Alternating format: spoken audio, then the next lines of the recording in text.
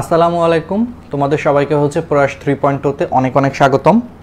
আশা করি তোমরা সবাই ভালো আছো, সুস্থ আছো। আজকে আমি একটু দুপুরে বিকালের দিকে হচ্ছে একটু বাইরে গিয়েছিলাম, ঠিক আছে। তোমরা তো জানো এখন কুরবানির ঈদ চলে আসছে, মানে একটু হাটে আসলে মানে গরু দেখতে গিয়েছিলাম, কেনার জন্য না, দেখতে গেছিলাম আসলে। কারণ আমি তো গ্রামে চলে যাব, তো এখনও ঢাকা আছি, জাস্ট দামটা আমি একটু জানার জন্য আর কি একটু বের হয়েছিলাম, বুঝছো, একটু আগ্রহ আর কি। বুঝোই তো ঈদের একটা মৌসুম চলে আসছে, এখন একটু ঈদ সবারই তো গায়ে লাগার কথা, তাই না? তোমরা কি সবাই এরকম যারা যারা আছো তারা কি এরকম গিয়েছো, হাটে গিয়েছো? ওকে, আমি আগে একটু শেয়ার করি।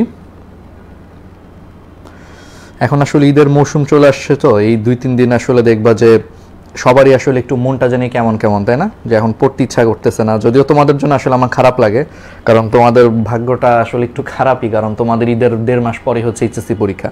সো তোমরা একটু চাপের মধ্যে আছো। তারপর আমি সবসময় বলি যে ঈদের 2-4 দিন একটু মানে এত প্রেশার নেওয়ার কিছু নাই, ঠিক আছে? যদি খুব পড়তে ইচ্ছা করে এক বেলা পড়তে পারো, সব বেলা আমি পড়তে বলবো না। এক বেলা ঘুরবা, এক বেলা পড়বা যদি খুব পড়তে ইচ্ছা করে। আর যদি খুব পড়তে ইচ্ছা না করে ঈদের 2-3 দিন না পড়লে আহামরি কোনো লস হয় না। আমি সত্যি কথাই বলি, আমি আমার লাইফে হচ্ছে ঈদের দিন কখনোই পড়ি নাই।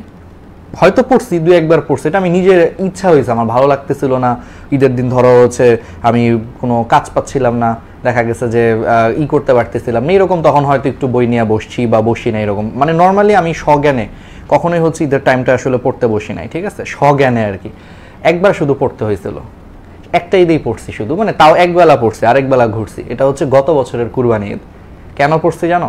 কারণ গত বছর, তোমাদের মনে আছে কিনা জানি না, আচ্ছা তোমরা তো তখন ছোট ছিলে, আর 1 বছর আগের কথা। গত বছর আমার হচ্ছে ডাক্তারি পরীক্ষার ফাইনাল পরীক্ষা ছিল, তোমাদের হয়তো মনে থাকবে। আমার ঈদের 3য় দিন, অর্থাৎ কুরবানি ঈদ গত বছর ছিল, আমার এখনো মনে আছে, জুলাইয়ের 10 তারিখে, জুলাইয়ের 12 তারিখে আমার হচ্ছে ডাক্তারি পরীক্ষার একটা ফাইনাল এক্সাম ছিল, এবং ওইটাই আমাদের লাস্ট এক্সাম ছিল। তো বুঝতেই পারতেছে আমার লাইফের ডাক্তারি পরীক্ষার লাস্ট এক্সাম, সবচেয়ে বড়, মানে সবচেয়ে ইম্পর্টেন্ট এক্সাম আমার জীবনের, one of the most important exam ছিল ঈদের 3য় দিন। এই জন্য গত কুরবানি ঈদে শুধু আমি একবেলা পড়ছি, তাও 2 বেলা পড়ি না, রাত্রে আমি ঠিকই বের হয়েছি। কারণ চিন্তা করছি যতই বলো ভাই, ঈদের দিন সারাদিন আসলে পড়া যায় না, একটু অন্তত রাত্রেবেলা বের হয়ে জিনিসটাকে রিল্যাক্স করছি, যে ঈদের দিন অন্তত রাত্রেবেলা 1-2 ঘন্টার জন্য হইলেও বের হওয়া দরকার। আমার পরীক্ষা ছিল 12 তারিখে, ঈদ ছিল 10 তারিখে, অর্থাৎ ঈদের 3য় দিনের পরীক্ষা ছিল। এই জন্য মানে বিপদে পড়ে আসলে গত বছর পড়তে হয়েছে। আদারওয়াইজ আমি কখনো ঈদের দিন কখনো পড়ি নাই এই পর্যন্ত সারা জীবনে। সো এবার তো আরও প্রেশার নাই, আল্লাহর রহমতে, আমার অন্তত নিজের পড়াশোনার চাপ নাই। এবার বিসিএস আছে, সেটা আবার রিটেন এক্সাম, তোমরা জানো প্রিলি পার করে ফেলছি, রিটেন এক্সাম অক্টোবর অথবা নভেম্বরের দিকে হবে। তো আপাতত দেরি আছে, এর জন্য নিশ্চয়ই আমার ঈদের দিন পড়া লাগতেছে না অন্তত। তো যাই হোক, তো এটাই হচ্ছে ঘটনা আর কি, ঠিক আছে। তো এটাই বলতে চাচ্ছি যে এখন একটু ঈদের মৌসুম চলে আসছে, 2-4 দিন একটু এদিক সেদিক হবে। চেষ্টা করবা পড়ার জন্য, যদি পড়তে ইচ্ছা করে, যদি তোমার কাছে মনে হয় যে না আমার এখন মাইন্ড ফ্রেশ। অনেকের কিন্তু থাকে, অনেক সময় কিন্তু থাকে যে পড়তে ইচ্ছা করতেছে, তোমার হইতেই পারে, এটা হাসাহাসি করার কিছু নাই। কিছু পোলাপাইন থাকে যাদের মনে করো পড়তে ইচ্ছা করতেছে ঈদের দিন, বা ওই সময়টায় তার কোনো কারণে ভালো পড়া হচ্ছে, কারণ তার একটু এখন প্রেশার কম। বা এই যে সবচেয়ে বড় কথা, যে তোমরা অনেকে অনলাইনে ক্লাস দেখো, প্রাইভেট পড়ো, তো দেখা যায় ক্লাস প্রাইভেট এরকম দৌড়াদৌড়ি করে তুমি পড়ার টাইমটা হয়তো একটু কম পাচ্ছ। ঈদের 1 সপ্তাহ 8-10 দিন তুমি একটু সময়টা বেশি পাইছো, তোমার কাছে মন চাচ্ছে যে 2-3 দিন একটু রেস্ট নিয়ে বাকি সময়গুলো সেই পড়বো।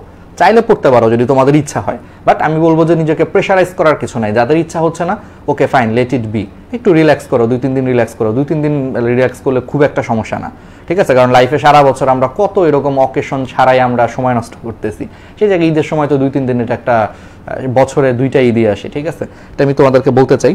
যাই হোক, আমি সবসময় তোমাদেরকে এই জিনিসগুলো একটু বলি।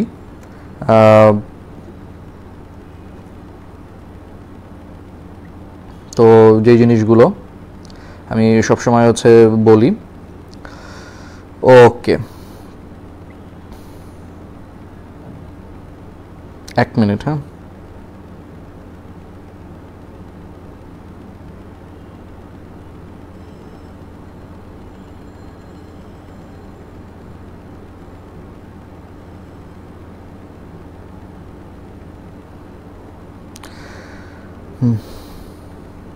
একজন একটা চমৎকার মেসেজ দিছে, তোমাদেরই একটা ফ্রেন্ড।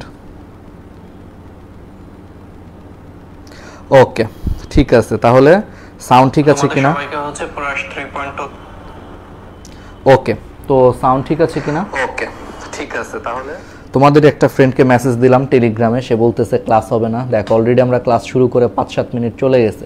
এই জন্য একটু চেক করবা আর কি, বুঝছো, গ্রুপটা চেক করবা। টেলিগ্রামে বসে থাকলে তো আসলে পাবা না, একটু চেক টেক করতে হবে না, একটু নিজে চেক করো। জাস্ট ফেসবুকের জাস্ট একটা স্ক্রল করে নিজেই তোর গ্রুপে ঢুকলেই দেখতেছো যে ক্লাস হচ্ছে, ঠিক আছে? একটু চেক করবা অন্যের আশায় বসে না থেকে।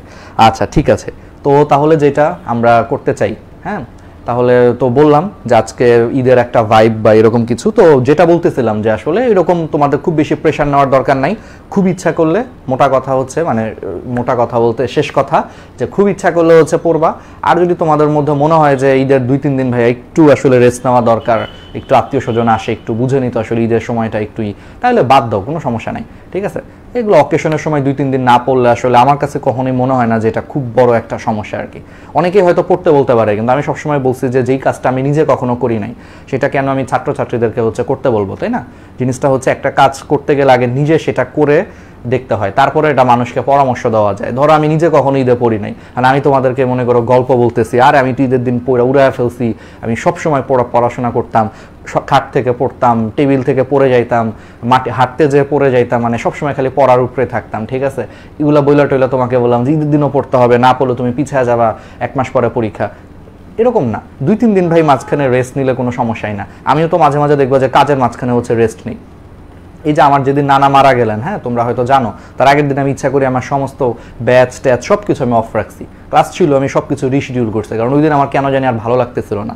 মানে 2-3 দিন ধরে আমার খুব একটু, মানে ওই যে টানা কাজ করে যেটা হয়, বুঝোই তো আসলে, টানা পড়া। আমি সবসময় এই জন্য বলি যে পড়ার মাঝখানে ব্রেক দরকার। তোমরা টানা কখনোই পড়বা না। আবার এরকম ধরো রেগুলার তুমি 15-20 দিন পড়ছো, মাঝখানে একদিন তুমি গ্যাপ নিবা। একদিন একটু ধরো তোমার খুব ভালো লাগতেছে না, তুমি টানা 15-20 দিন খুব পরিশ্রম করছো, একটা দিন তুমি রেস্ট ডিজার্ভ করো, তাহলে দেখবে তোমার মাইন্ড ফ্রেশ হবে। মাইন্ড ফ্রেশ হয়ে তুমি আবার নতুন করে হচ্ছে পড়তে পারবা, ভালো লাগবে আসলে, ঠিক আছে? এই জিনিসটাই আর কি। ওকে, তাহলে হচ্ছে আমরা শুরু করি। তাহলে আজকে আমরা অনেকটুকুই পড়ে ফেলবো, যতটুকু পারা যায় আমরা আজকে অনেক কিছুই শেষ করে ফেলবো। আজকে দ্রুত করব, আজকে বুঝানোর জিনিসগুলো কম। এর আগের ক্লাসগুলোতে, আগের 2 ক্লাসে হচ্ছে তোমার বুঝানোর জিনিস বেশি ছিল পর্যাবৃত্ত ধর্ম থেকে, আজকে একটু বুঝানোর জিনিস কম, তো এই জন্য আর কি একটু দ্রুত পড়ানো যাবে আর কি এই জিনিসগুলো, ঠিক আছে? কম বলতে এগুলো 9-10-এ পড়ছো, অনেক কিছুই তোমরা 9-10-এ পড়ছো, সহজ সহজ জিনিস, ঠিক আছে? তাহলে আমরা শুরু করি। তাহলে বিসমিল্লাহির রহমানির রহিম। তাহলে প্রথমে আসো এফ ব্লক মৌল। আমরা অলরেডি জানি যে এফ ব্লক মৌল সমূহ হচ্ছে তোমার মূলত ল্যান্থানাইড এবং অ্যাক্টিনাইড, এই 2টা সিরিজে হচ্ছে বিভক্ত। এর মধ্যে ল্যান্থানাইড সিরিজ কত থেকে কত? 57 থেকে 71। তাহলে 57 থেকে 71 পর্যন্ত হচ্ছে ল্যান্থানাইড সিরিজ। কিন্তু এখানে একটা জিনিস একটু আবার মনে করা দেই, এই 57 থেকে 71 পর্যন্ত এখানে টোটাল মৌল আছে 15টা। এই 15টার মধ্যে 57 নম্বর যে মৌলটা তার নাম হচ্ছে ল্যান্থানাম। এই ল্যান্থানাম হচ্ছে ডি ব্লক মৌল, বুঝছো? তাহলে 57 থেকে 71 পর্যন্ত এই 15টা মৌলের মধ্যে প্রথমটা অর্থাৎ ল্যান্থানাম হচ্ছে ডি ব্লক মৌল। তাহলে ল্যান্থানাম বাদে বাকি 14টা হচ্ছে এফ ব্লক মৌল, ঠিক আছে? তাহলে বাকি 14টা হচ্ছে এফ ব্লক মৌল, যেমন এই যে বলেই দিছে, ঠিক আছে? বুঝতে পারছো? ওকে, এখন আরেকটা জিনিস খুবই ইম্পর্টেন্ট, এই প্রকৃতিতে মানে পৃথিবীতে ল্যান্থানাইড মৌলসমূহ খুব কম পরিমাণে পাওয়া যায় বলে এদেরকে হচ্ছে বিরল মৃত্তিকা মৌল বা রেয়ার আর্থ এলিমেন্টস বলে। বানান ভুল আসছে বইয়ে, রেয়ার আর্থ এলিমেন্টস হবে। তাহলে প্রকৃতিতে হচ্ছে এই ল্যান্থানাইড মৌলগুলো হচ্ছে খুবই কম পরিমাণে পাওয়া যায় বলে এদেরকে বলা হয় রেয়ার। রেয়ার মানে কি? যারা পাওয়াই যায় না। যে তোমার একটা বন্ধু সারাদিন হচ্ছে মনে করো মেয়েদের সাথে ঘুরে, তারে কখনো তুমি ছেলেদের সাথে দেখোই না, রেয়ারলি ওকে ছেলেদের সাথে ঘুরতে দেখো, এরকম আর কি ব্যাপার আর কি, ঠিক আছে? তাহলে প্রকৃতিতে হচ্ছে যে সমস্ত মৌলগুলো খুবই কম পরিমাণে পাওয়া যায় সেগুলোকে বিরল বা রেয়ার আর্থ এলিমেন্টস বা বাংলায় বলা হয় বিরল মৃত্তিকা মৌল। তাহলে বিরল মৃত্তিকা মৌল কোনগুলা? ল্যান্থানাইড সিরিজের মৌলগুলা বিরল মৃত্তিকা মৌল। খুবই ইম্পর্টেন্ট, 5 স্টার একটা এমসিকিউ মেডিকেলের জন্য, ঠিক আছে? আসবেই 5 স্টার, আসবে এইগুলা পরীক্ষায়। আচ্ছা, এখন আসো হচ্ছে তাহলে ল্যান্থানাইড সিরিজের ইলেকট্রন বিন্যাস, এগুলো আগের ক্লাসে আমরা খুব সুন্দর করে পড়াইছি। এফ ব্লক মৌলের ইলেকট্রন বিন্যাস এগুলো বুঝাইছি আমরা আগের ক্লাসগুলোতে, এগুলো এখন আর দরকার নাই। এখান থেকে খুব বেশি জিনিস পড়ার দরকার নেই, আগের পড়াই আমরা পড়ে ফেলছি অলরেডি। ল্যান্থানাইডগুলো হচ্ছে ফার্স্ট কথা হয়েছে এগুলো ধাতু, তাহলে এদের ঘনত্ব, গলনাঙ্ক, ছোটনাঙ্ক হচ্ছে বেশি হবে, ঠিক আছে? ধাতু। আর আরেকটা জিনিস এখান থেকে মেইনলি মনে রাখবে, এদের হচ্ছে অন্ত অবস্থান্তর মৌল, ওই যে ইনার ট্রানজিশন এলিমেন্টস আছে, ওই যে আমরা এগুলো পড়াইছি কিন্তু আগের ক্লাসগুলোতে সব দেখাইছি এগুলো, এই জন্য এখন আর বলতে চাচ্ছি না, খালি একটু রিডিং দিবা, আর কিছু দরকার নেই, ঠিক আছে? ওকে। আর ল্যান্থানাইড মৌলসমূহের মধ্যে এক ধরনের একটা সংকোচন দেখা যায়, অর্থাৎ ল্যান্থানাম থেকে লুটেসিয়াম পর্যন্ত, অর্থাৎ 57 থেকে 71 পর্যন্ত মৌলগুলোতে পর্যায়ক্রমিকভাবে হচ্ছে তাদের 3 ধনাত্মক আয়নের ব্যাসার্ধ হচ্ছে সংকুচিত হয়। এই জিনিসটাকে নাম দেওয়া হয়েছে ল্যান্থানাইট সংকোচন। তাহলে এটা একটু খালি মাথায় রাখবা যে ল্যান্থানাইট মৌলগুলোর মধ্যে 57 থেকে 71 পর্যন্ত যে মৌলগুলো আছে তাদের সবারই 3 ধনাত্মক আয়ন এর ব্যাসার্ধটা সিরিয়ালি কমতে থাকে, অর্থাৎ ল্যান্থানাইটে যতটুকু তার পরেরটা একটু কম, তার পরেরটা একটু কম, তার পরেরটা একটু কম, এরকম করতে করতে একবার 71 পর্যন্ত হচ্ছে সিরিয়ালি কমতে থাকে। এই জিনিসটাকে বলা হয় ল্যান্থানাইট সংকোচন। সংকোচন মানে ছোট হওয়া, এটুকু জানলেই হবে। এবার আসে অ্যাক্টিনাইট সিরিজ। অ্যাক্টিনাইট সিরিজ কত থেকে কত, এটাই মেডিকেলের জন্য সবচেয়ে ইম্পর্টেন্ট প্রশ্ন। ঠিক আছে, আমি তো বলছি যে মেডিকেলের জন্য বেসিক জিনিসগুলো পারতে হবে, খুব বেশি ডিপ জিনিস অনেক সময় না পারলেও সমস্যা হয় না, তো মেইন জিনিসগুলো পারতে হবে। তাহলে 89 থেকে 103 এই 15টা মৌল হচ্ছে তোমার অ্যাক্টিনাইট সিরিজের মৌল। ঠিক আছে, তাহলে এই যে 89 থেকে 103 যেই 15টা মৌল তোমার আলটিমেটলি হচ্ছে অ্যাক্টিনাইট সিরিজের মৌল। এই 15টা মৌলের মধ্যে তোমার প্রথমটা হচ্ছে অ্যাক্টিনিয়াম, তারপরেরটা হচ্ছে থোরিয়াম। তাহলে প্রথমটা হচ্ছে অ্যাক্টিনিয়াম, তারপরেরটা হচ্ছে থোরিয়াম। এই দুইটা বাদে বাকি হচ্ছে 91 থেকে 103, মানে বাকি 13টা মৌল হচ্ছে তোমার অ্যাক্টিনাইট মৌল, মানে সরি বাকি 13টা হচ্ছে এফ ব্লক মৌল। ঠিক আছে, তাহলে 89 থেকে 103 এই 15টার মধ্যে প্রথম দুইটা 89 এবং 90 এই দুইটা হচ্ছে ডি ব্লক মৌল। 91 থেকে 103 পর্যন্ত পরবর্তী 13টা হচ্ছে এফ ব্লক মৌল। ঠিক আছে, এটা একটু মাথায় রাখবা। আচ্ছা, এই অ্যাক্টিনাইট সিরিজকে বর্তমানে হচ্ছে আইউপ্যাক। বলো তো আইউপ্যাকের ফুল মিনিং কি? International union of pure and applied chemistry. International union of pure and applied chemistry, আইউপ্যাকের নিয়ম অনুযায়ী অ্যাক্টিনাইট সিরিজকে বর্তমানে হচ্ছে অ্যাক্টিনয়েডসও বলা হয়, অ্যাক্টিনয়েডসও হচ্ছে বলা হয়। ঠিক আছে, এবার আসে অ্যাক্টিনাইট সমূহের ধর্মাবলী। অ্যাক্টিনাইটগুলোর পারমাণবিক সংখ্যা 82 থেকে বেশি। খেয়াল করো, অ্যাক্টিনাইটগুলো হচ্ছে 89 থেকে 103, যেটা হচ্ছে তোমার 82 থেকে বেশি।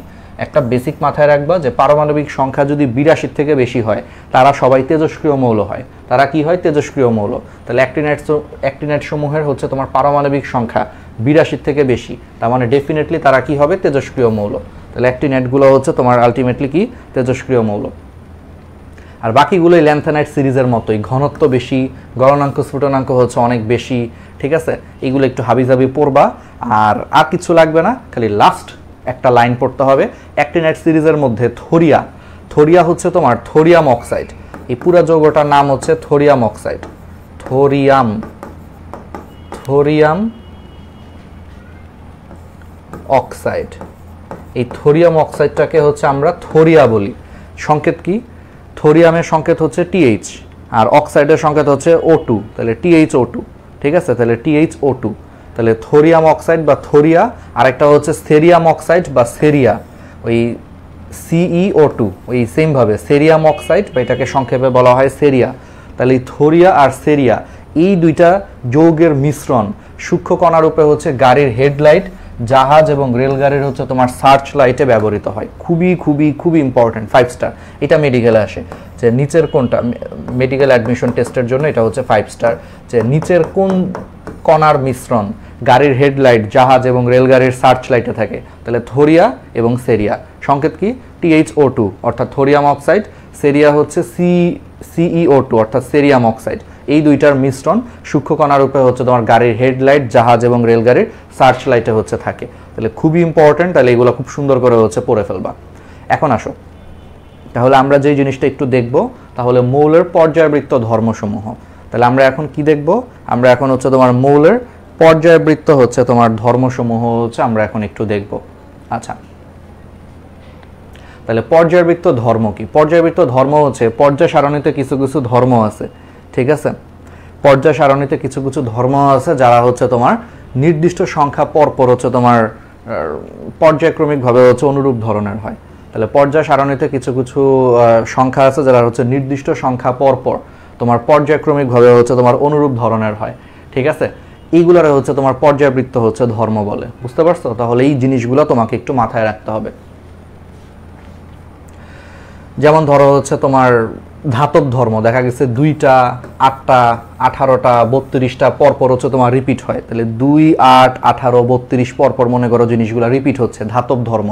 অধাতব ধর্ম, তাহলে এই যে পর্যায় সারণীতে স্পেশাল কিছু ধর্ম আছে, এই ধর্মগুলা কিছু নির্দিষ্ট সংখ্যা পরপর রিপিট হচ্ছে। যেমন দেখো সোডিয়ামের যে ধর্ম, সেই একই ধর্মটা হচ্ছে আবার পটাশিয়ামে পাওয়া যায়। তাহলে সোডিয়াম 11, পটাশিয়াম 19, তাহলে 8টা মৌল পরে আবার সেম ধর্ম রিপিট হচ্ছে।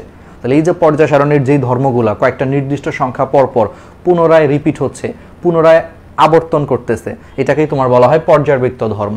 ঠিক আছে, তাহলে এরকম পর্যায়বৃত্ত ধর্ম কি কি আছে একটু হেডলাইনগুলো পড়বা, পরীক্ষায় আসতে পারে। নিচের কোনটা পর্যায়বৃত্ত ধর্ম, একবার ইজি, এগুলো 9 10 পড়ছো। একটা হচ্ছে পরমাণুর আকার, 9 10 পড়ছো। আমি সহজগুলো আগে বলে, আয়নীকরণ শক্তি, ইলেকট্রন আসক্তি, তড়িৎ-ঋণাত্মকতা সব 9 10 পড়ছো। তারপরে হচ্ছে ধাতব ধর্ম, গলনাঙ্ক স্ফুটনাঙ্ক, এগুলো 9 10 তুমি পড়ছো। যোজ্যতা, এগুলো হচ্ছে তোমার পর্যায়বৃত্ত ধর্ম। এর মধ্যে 9 10 পরমাণুর আকার, আয়নীকরণ শক্তি, ইলেকট্রন আসক্তি, তড়িৎ-ঋণাত্মকতা, ধাতব ধর্ম, এগুলো সবই তুমি কিন্তু পড়ে আসছো ডিটেলসে। পর্যায় সারণী নামে একটা চ্যাপ্টার ছিল, তাহলে এইগুলোই আর কি ঘুরে ফিরে, সাথে গলনাঙ্ক স্ফুটনাঙ্ক আর হচ্ছে তোমার যোজ্যতা আর কি, এই জিনিসগুলো। ঠিক আছে, তাহলে এগুলা পারবা।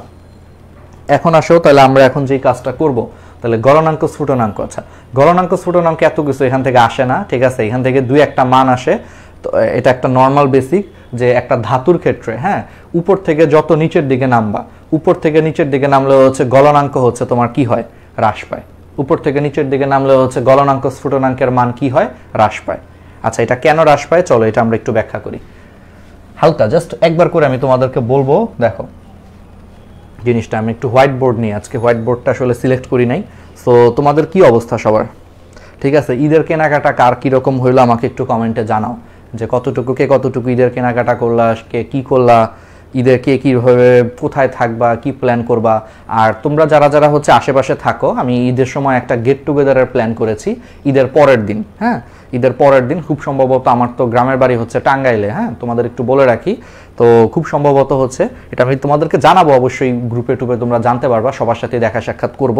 তো তোমরা আমাদের পেইড কোর্সের স্টুডেন্ট, তোমাদেরকে আগে বলি, যারা দেখা করতে চাও, যদি কেউ ফ্রি থাকো, আমি ঈদের পরে হয়তো টাঙ্গাইলের ওইদিকে আশেপাশে দেখা করতে পারি। সো যদি কেউ টাঙ্গাইলে থাকো, অথবা কারো যদি আশেপাশের জেলা থাকে যেখান থেকে টাঙ্গাইলে আসা যাওয়া আছে তোমার, বা তুমি চিনো, আসতে পারবা, তোমার জন্য ইজি, আসা বেশিক্ষণ লাগবে না। ঈদের সময় তো রাস্তাঘাট মোটামুটি ফাঁকা থাকে, যদি কেউ আসতে পারো তাহলে আমরা ইনশাল্লাহ হচ্ছে ঈদের পরের দিন, এখন কয়টায় টাইম এটা আমরা জানাই দিব না, ঈদের পরের দিন তুমি মোটামুটি মানসিকভাবে প্রস্তুতি নাও যে ঈদের পরের দিন ইনশাল্লাহ আমরা একটা গেট টুগেদার করবো, টাঙ্গাইল শহরের দিকে হয়তো গেট টুগেদার করবো একটা। ঠিক আছে, তোমরা আইসো, যদি ফ্রি থাকো আসতে পারো, যদি আশেপাশে থাকো যদি আসতে পারো আর কি। ঠিক আছে, আইসো, প্রেশার নেওয়ার কিছু নাই। আসতে না পারলে এটা এমন না যে আসতেই হবে, এটা কিছু না, যারা আশেপাশে আছে আসলে তাদের জন্য। কারণ আমি নিজে স্বাভাবিক ঈদের সময় তো এক একজন যাদের ফ্যামিলির সাথে তাদের এক এক জায়গায় হচ্ছে ঈদ করে। যেমন আমি রোজার ঈদের সময় ঢাকায় ছিলাম। ঠিক আছে, রোজার ঈদের সময় ঢাকায় ছিলাম, আর হচ্ছে কুরবানি ঈদের সময় হচ্ছে নর্মালি গ্রামে থাকি। মানে আমার মোটামুটি এটা একটা মানে প্রত্যেক বছরই কম বেশি এটাই হয়, এক্সেপ্ট গত বছর তুই যে বললাম কুরবানি ঈদের সময় আমার পরীক্ষা ছিল 2 দিন পরে, এই জন্য গত বছর আর কোথাও মানে গ্রামে যাই নাই, ঢাকায় ছিলাম। আর এমনি নর্মালি হচ্ছে রোজার ঈদের সময় হচ্ছে আমি ঢাকায় থাকি, আর হচ্ছে কুরবানি ঈদের সময় নর্মালি হচ্ছে আমি টাঙ্গাইলে যাই আর কি ঈদ করতে। ঠিক আছে, এটাই মোটামুটি গত 5-6 বছর ধরে হয়ে আসতেছে আর কি আমাদের ফ্যামিলির সাথে। আচ্ছা, যাই হোক, তাহলে দেখি কার কি পরিমাণে হচ্ছে তোমার কেনাকাটা হয়েছে কিনা একটু দেখি। হ্যাঁ, তোমাদের কমেন্টগুলো একটু চেক করি। ওকে, হ্যাঁ, শিপন, ওয়ালাইকুম আসসালাম।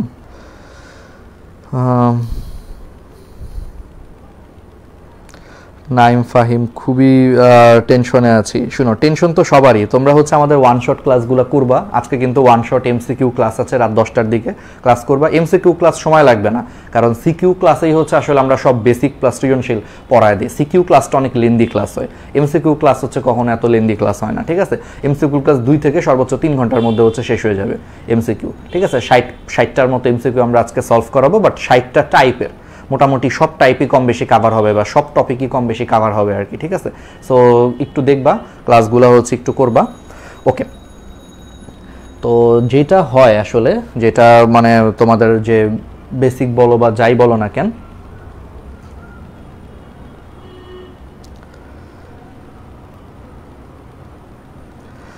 তাহলে জিনিসটা আমরা তাহলে করি। তাহলে যেটা বলতেছিলাম যে উপর থেকে নিচের দিকে নামলে গলনাঙ্কের মান কমে যায় কেন, চলো এটা গ্রুপ 1-এর ধাতু দিয়ে ব্যাখ্যা করি। সিম্পল ব্যাখ্যা, দেখো আমরা লিথিয়াম দিয়ে শুরু করি। আচ্ছা, লিথিয়াম তো বুঝতেই পারতেছো, লিথিয়াম হচ্ছে কি একবারে ছোট না, লিথিয়াম হচ্ছে সাইজে ছোট। তোমরা তো এইটুকু জানো যে উপর থেকে নিচের দিকে নামলে কি হয়, আকার বৃদ্ধি পায়। কেন আকার বৃদ্ধি পায়? কারণ কক্ষপথ যুক্ত হয়। যেমন লিথিয়ামের কক্ষপথ হচ্ছে তোমার 2টা, 1:2s1, 2টা কক্ষপথ। কিন্তু লিথিয়ামে ঠিক নিচে আছে হচ্ছে সোডিয়ামের ক্ষেত্রে কক্ষপথ কিন্তু 3টা। তাহলে এই যে উপর থেকে নিচের দিকে নামলে একটা করে নতুন কক্ষপথ যুক্ত হওয়ার কারণে পরমাণুর হচ্ছে আকার বাড়ে। সো পরমাণুর আকার বাড়লে জিনিসটা কি হয়, পরমাণুর আকার বাড়লে ওই পরমাণুটার শেষ কক্ষপথের যে মনে করো যে ইলেকট্রনগুলো, হ্যাঁ শেষ কক্ষপথের ধরো ইলেকট্রনগুলো, সোডিয়ামের একটা ইলেকট্রন থাকে শেষ কক্ষপথে, যাই হোক, তো শেষ কক্ষপথ মানে ইলেকট্রনগুলো হচ্ছে নিউক্লিয়াস থেকে দূরে সরে যায়। দেখো লিথিয়ামের ক্ষেত্রে শেষ কক্ষপথ হচ্ছে 2 নম্বর কক্ষপথ, তোর আকার ছোট, তাহলে ওর 2 নম্বর কক্ষপথের উপর ওর যে নিউক্লিয়াস আছে সেই নিউক্লিয়াসের কিন্তু আকর্ষণ আছে, ভালো লেভেলের আকর্ষণ আছে। কিন্তু সোডিয়ামের ক্ষেত্রে তার শেষ কক্ষপথ হচ্ছে তোমার 3 নম্বর কক্ষপথ, তার মানে দূরে থাকে। তো 3 নম্বর কক্ষপথ দূরে থাকে, তাহলে ওর ক্ষেত্রে কিন্তু দূরত্ব বেশি, তাহলে দূরত্ব বেশি হলে কিন্তু আকর্ষণ কমে যায়। আমরা জানি যে দূরত্ব বাড়লে আকর্ষণ কমে যায়, তাহলে আকর্ষণ কমে যাওয়ার কারণে ওর মধ্যে কিন্তু বন্ধনটা কিন্তু দুর্বল, তাহলে ওর ক্ষেত্রে আকার ছোট, এই জন্য শেষ কক্ষপথের যা যা আছে সব কিছুর উপরে কিন্তু নিউক্লিয়াসের আকর্ষণ অনেক বেশি, কারণ সাইজ ছোট ফলে আকর্ষণ বেশি। কিন্তু এখানে সাইজ বড় হওয়ার কারণে শেষ কক্ষপথের উপর নিউক্লিয়াসের আকর্ষণ কম, তার মানে এখানে বন্ধনটা দুর্বল, আকর্ষণ কম মানে এটা দুর্বল বন্ধন। সো এখানে তুমি যদি তাপ দাও সে দেখা যায় যে খুব সহজেই গলে যায়, কারণ দুর্বল বন্ধন, দূরত্ব বেশি, তাহলে শেষ কক্ষপথের উপর নিউক্লিয়াসের আকর্ষণ কম থাকার কারণে তাপ দিলে জিনিসটা হচ্ছে গলে যায় বা বন্ধনটা দুর্বল হয় আর কি, ওদের মধ্যকার যে বন্ধনটা হচ্ছে দুর্বল বন্ধন হয়ে যায়। বুঝতে পারছো? এটাই হচ্ছে মেইন ব্যাখ্যা আর কি, পারা যাবে না একবারে ইজি, যে এই কারণে উপর থেকে নিচের দিকে নামলে আকার বড় হওয়ার কারণে আলটিমেটলি আকর্ষণ কমে যায় শেষ কক্ষপথ থেকে উপর, ফলে বন্ধনগুলো দুর্বল হয়ে যায়। বন্ধন দুর্বল হয়ে যাওয়ার কারণে খুব সহজেই সেটা তখন তরল হয়ে যায়, আর খুব সহজেই তরল হয়ে যায় মানে কি, তখন তার গলনাঙ্ক কমে যায়। যেটাকে যদি তরল করতে তোমার 200 ডিগ্রি তাপমাত্রা দেওয়া লাগে, আমি জাস্ট এক্সাম্পল দিচ্ছি, এটার তো বন্ধন দুর্বল, তাহলে এই দুর্বল বন্ধন ভাঙতে তোমার তো এত তাপ দিতে হবে না, অল্প তাপ দিলেই হয়ে যায়। দেখা যায় এটা 70 ডিগ্রিতেই হচ্ছে এটা গলে যায়, এই জন্য এটার গলনাঙ্ক হচ্ছে কমে যায়। বুঝছো? এই কারণে উপর থেকে নিচের দিকে নামলে গলনাঙ্ক কমে, এটা নর্মাল বেসিক আর কি।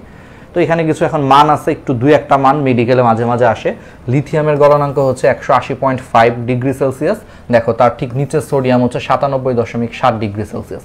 এই 2টা মান মনে রাখবা, ঠিক আছে? এই 2টা মানের গলনাঙ্কগুলো জাস্ট মনে রাখবে, এটা মাঝে মাঝে মেডিকেলে আসছে, লিথিয়ামের গলনাঙ্ক আর হচ্ছে সোডিয়ামের গলনাঙ্ক, ঠিক আছে? বাকিগুলোর দরকার নেই, এগুলো আসে না আর কি। ওকে, পারা যাবে। এখন আসো আবার সোডিয়াম থেকে অ্যালুমিনিয়াম পর্যন্ত, মানে একই পর্যায়ে, দেখো একই পর্যায়ে আবার বাম থেকে ডানে গেলে, অর্থাৎ সোডিয়াম থেকে অ্যালুমিনিয়াম পর্যন্ত গেলে ধাতব বন্ধন বিদ্যমান, সেখানে হচ্ছে তোমার গলনাঙ্ক ছোটনাঙ্কের হচ্ছে তোমার মান বেড়ে যায়, ঠিক আছে? তাহলে সেখানে কি হয়, গলনাঙ্ক ছোটনাঙ্কের হচ্ছে তোমার মান বেড়ে যায়। আচ্ছা কেন বেড়ে যায় সোডিয়াম থেকে অ্যালুমিনিয়াম পর্যন্ত, চলো আমরা সেটা একটু দেখার চেষ্টা করি। আচ্ছা এখন সোডিয়াম, হ্যাঁ তোমরা কি ধাতব বন্ধন, আচ্ছা ধাতব বন্ধন একটা ধাতু কিভাবে হচ্ছে তোমার ধাতব বন্ধন তৈরি করে সেই সম্পর্কে তোমাদের আইডিয়া আছে থাকার কথা, 9-10-এ পড়ছে, আমি একটু বলে দিই। তোমাদের নিশ্চয়ই মনে আছে ধাতুগুলা হচ্ছে তোমার কিসের মধ্যে থাকে, ধাতুগুলা হচ্ছে তোমার ধাতব ক্যালাসের মধ্যে হচ্ছে আবদ্ধ থাকে। তাহলে এই যে ধাতু, ঠিক আছে, তাহলে সেই ধাতুগুলা হচ্ছে কোথায় থাকে, ধাতুগুলা হচ্ছে তোমার আলটিমেটলি ধাতব ক্যালাসের মধ্যে হচ্ছে তোমার আবদ্ধ থাকে। তাহলে ক্যালাস মানে কি, ক্যালাস মানে হচ্ছে দানা, আমরা কথায় কথায় বলি ক্যালাস, কেমিস্ট্রিতে ক্যালাস মানে হচ্ছে দানা, এটাকে ইংলিশে বলা হয় ল্যাটিস, ইংলিশে এটাকে তোমার বলা হয় ল্যাটিস, ল্যাটিস বাংলায় বলা হয় ক্যালাস বা দানা। তাহলে ধাতুগুলা হচ্ছে এরকম ক্যালাস আকারে থাকে। সো ধাতুগুলা কি করে, প্রত্যেকটা ধাতুই তার শেষ কক্ষপথের হচ্ছে ইলেকট্রনগুলোকে ছেড়ে দেয়। প্রত্যেকটা ধাতু তখন কি করে, তার শেষ কক্ষপথের ইলেকট্রনগুলোকে ছেড়ে দিয়ে ধনাত্মক আয়নে পরিণত হয়ে তারা হচ্ছে ধাতব ক্যালাসে হচ্ছে অবস্থান করে, পড়ছিল 9-10-এ। তাহলে সোডিয়াম শেষ কক্ষপথের ইলেকট্রনকে ছেড়ে দিয়ে সে সোডিয়াম আয়ন আকারে হচ্ছে এই ধাতব ক্যালাসে হচ্ছে অবস্থান করতেছে, আর যে ইলেকট্রনগুলোকে তারা ছেড়ে দিছে সেই ইলেকট্রনগুলো হচ্ছে মুক্তভাবেই পুরা ধাতব ক্যালাসের মধ্যে ছুটাছুটি করতে থাকে। তাহলে তারা যে ইলেকট্রনগুলোকে ছেড়ে দিছে সেই ইলেকট্রনগুলো হচ্ছে মুক্তভাবে এই পুরা ধাতুর ক্যালাসে হচ্ছে ছুটাছুটি করতে থাকে। এই ইলেকট্রনগুলো তখন আর কোনো পরমাণুর আন্ডারে থাকে না, তখন তারা মুক্তভাবে হচ্ছে পুরো জায়গা জুড়ে হচ্ছে ঘুরে বেড়ায়, এবং এখানেই হচ্ছে তোমার ধাতব বন্ধন তৈরি হয়। তাহলে ধাতব বন্ধনগুলো কিন্তু এইভাবেই কাজ করে। এখন সোডিয়ামে তো Na+, আচ্ছা ম্যাগনেসিয়ামের ক্ষেত্রে কি হয় জানো, ম্যাগনেসিয়ামের ক্ষেত্রে হচ্ছে ধাতব ক্যালাসে ম্যাগনেসিয়াম 2টা ইলেকট্রন ছেড়ে সে ম্যাগনেসিয়াম 2+ আকারে অবস্থান করে। ধাতব ক্যালাস বা ধাতুর দানার মধ্যে ম্যাগনেসিয়াম হচ্ছে তোমার 2+ আকারে হচ্ছে সে অবস্থান করতেছে, বুঝছো? তাহলে 2+ আকারে অবস্থান করলে তোমরা কিন্তু এখন একটা বেসিক নিশ্চয়ই জানো, সোডিয়াম আয়নের তুলনায়, তোমরা কি জানো যে সোডিয়াম আয়নের তুলনায় ম্যাগনেসিয়াম আয়নের আকার ছোট, এটা কি তোমরা জানো? না জানলে এখন আমি তোমাদেরকে বলি, একবারে বেসিক জিনিস। দেখো সোডিয়াম আয়নের তুলনায় ম্যাগনেসিয়াম আয়নের কিন্তু আকার ছোট, এটা কি তোমরা জানো? আচ্ছা, না জানলে একটা চমৎকার জিনিস বলি। দেখো সোডিয়ামের পারমাণবিক সংখ্যা কত? 11। তার মানে এখানে প্রোটন আছে কয়টা? 11টা। ওর নিউক্লিয়াসে প্রোটন আছে 11টা। আর সোডিয়াম প্লাস মানে একটা ইলেকট্রন কম আছে, তাহলে এখানে ইলেকট্রন আছে 10টা। তাহলে এই ক্ষেত্রে হচ্ছে 11টা প্রোটন মিলে 10টা ইলেকট্রনকে কেন্দ্রের দিকে আকর্ষণ করতেছে। অর্থাৎ ব্যাপারটা এরকম যে এখানে 11টা প্রোটন আছে, 11 জন মিলে 10 জনকে ভিতরের দিকে টানতেছে। আচ্ছা, ম্যাগনেসিয়ামের ক্ষেত্রে পারমাণবিক সংখ্যা হচ্ছে 12, তার মানে ম্যাগনেসিয়ামের প্রোটন আছে 12টা। আর ম্যাগনেসিয়াম 2+ মানে 2টা ইলেকট্রন কম আছে, সো 12 থেকে 2টা চলে গেলে ইলেকট্রন আছে 10টা। তো ম্যাগনেসিয়ামের ক্ষেত্রে এই সেম জিনিসটা যেটা হয় যে ওর 12টা প্রোটন মিলে 10টা ইলেকট্রনকে টান দিতেছে ভিতরের দিকে।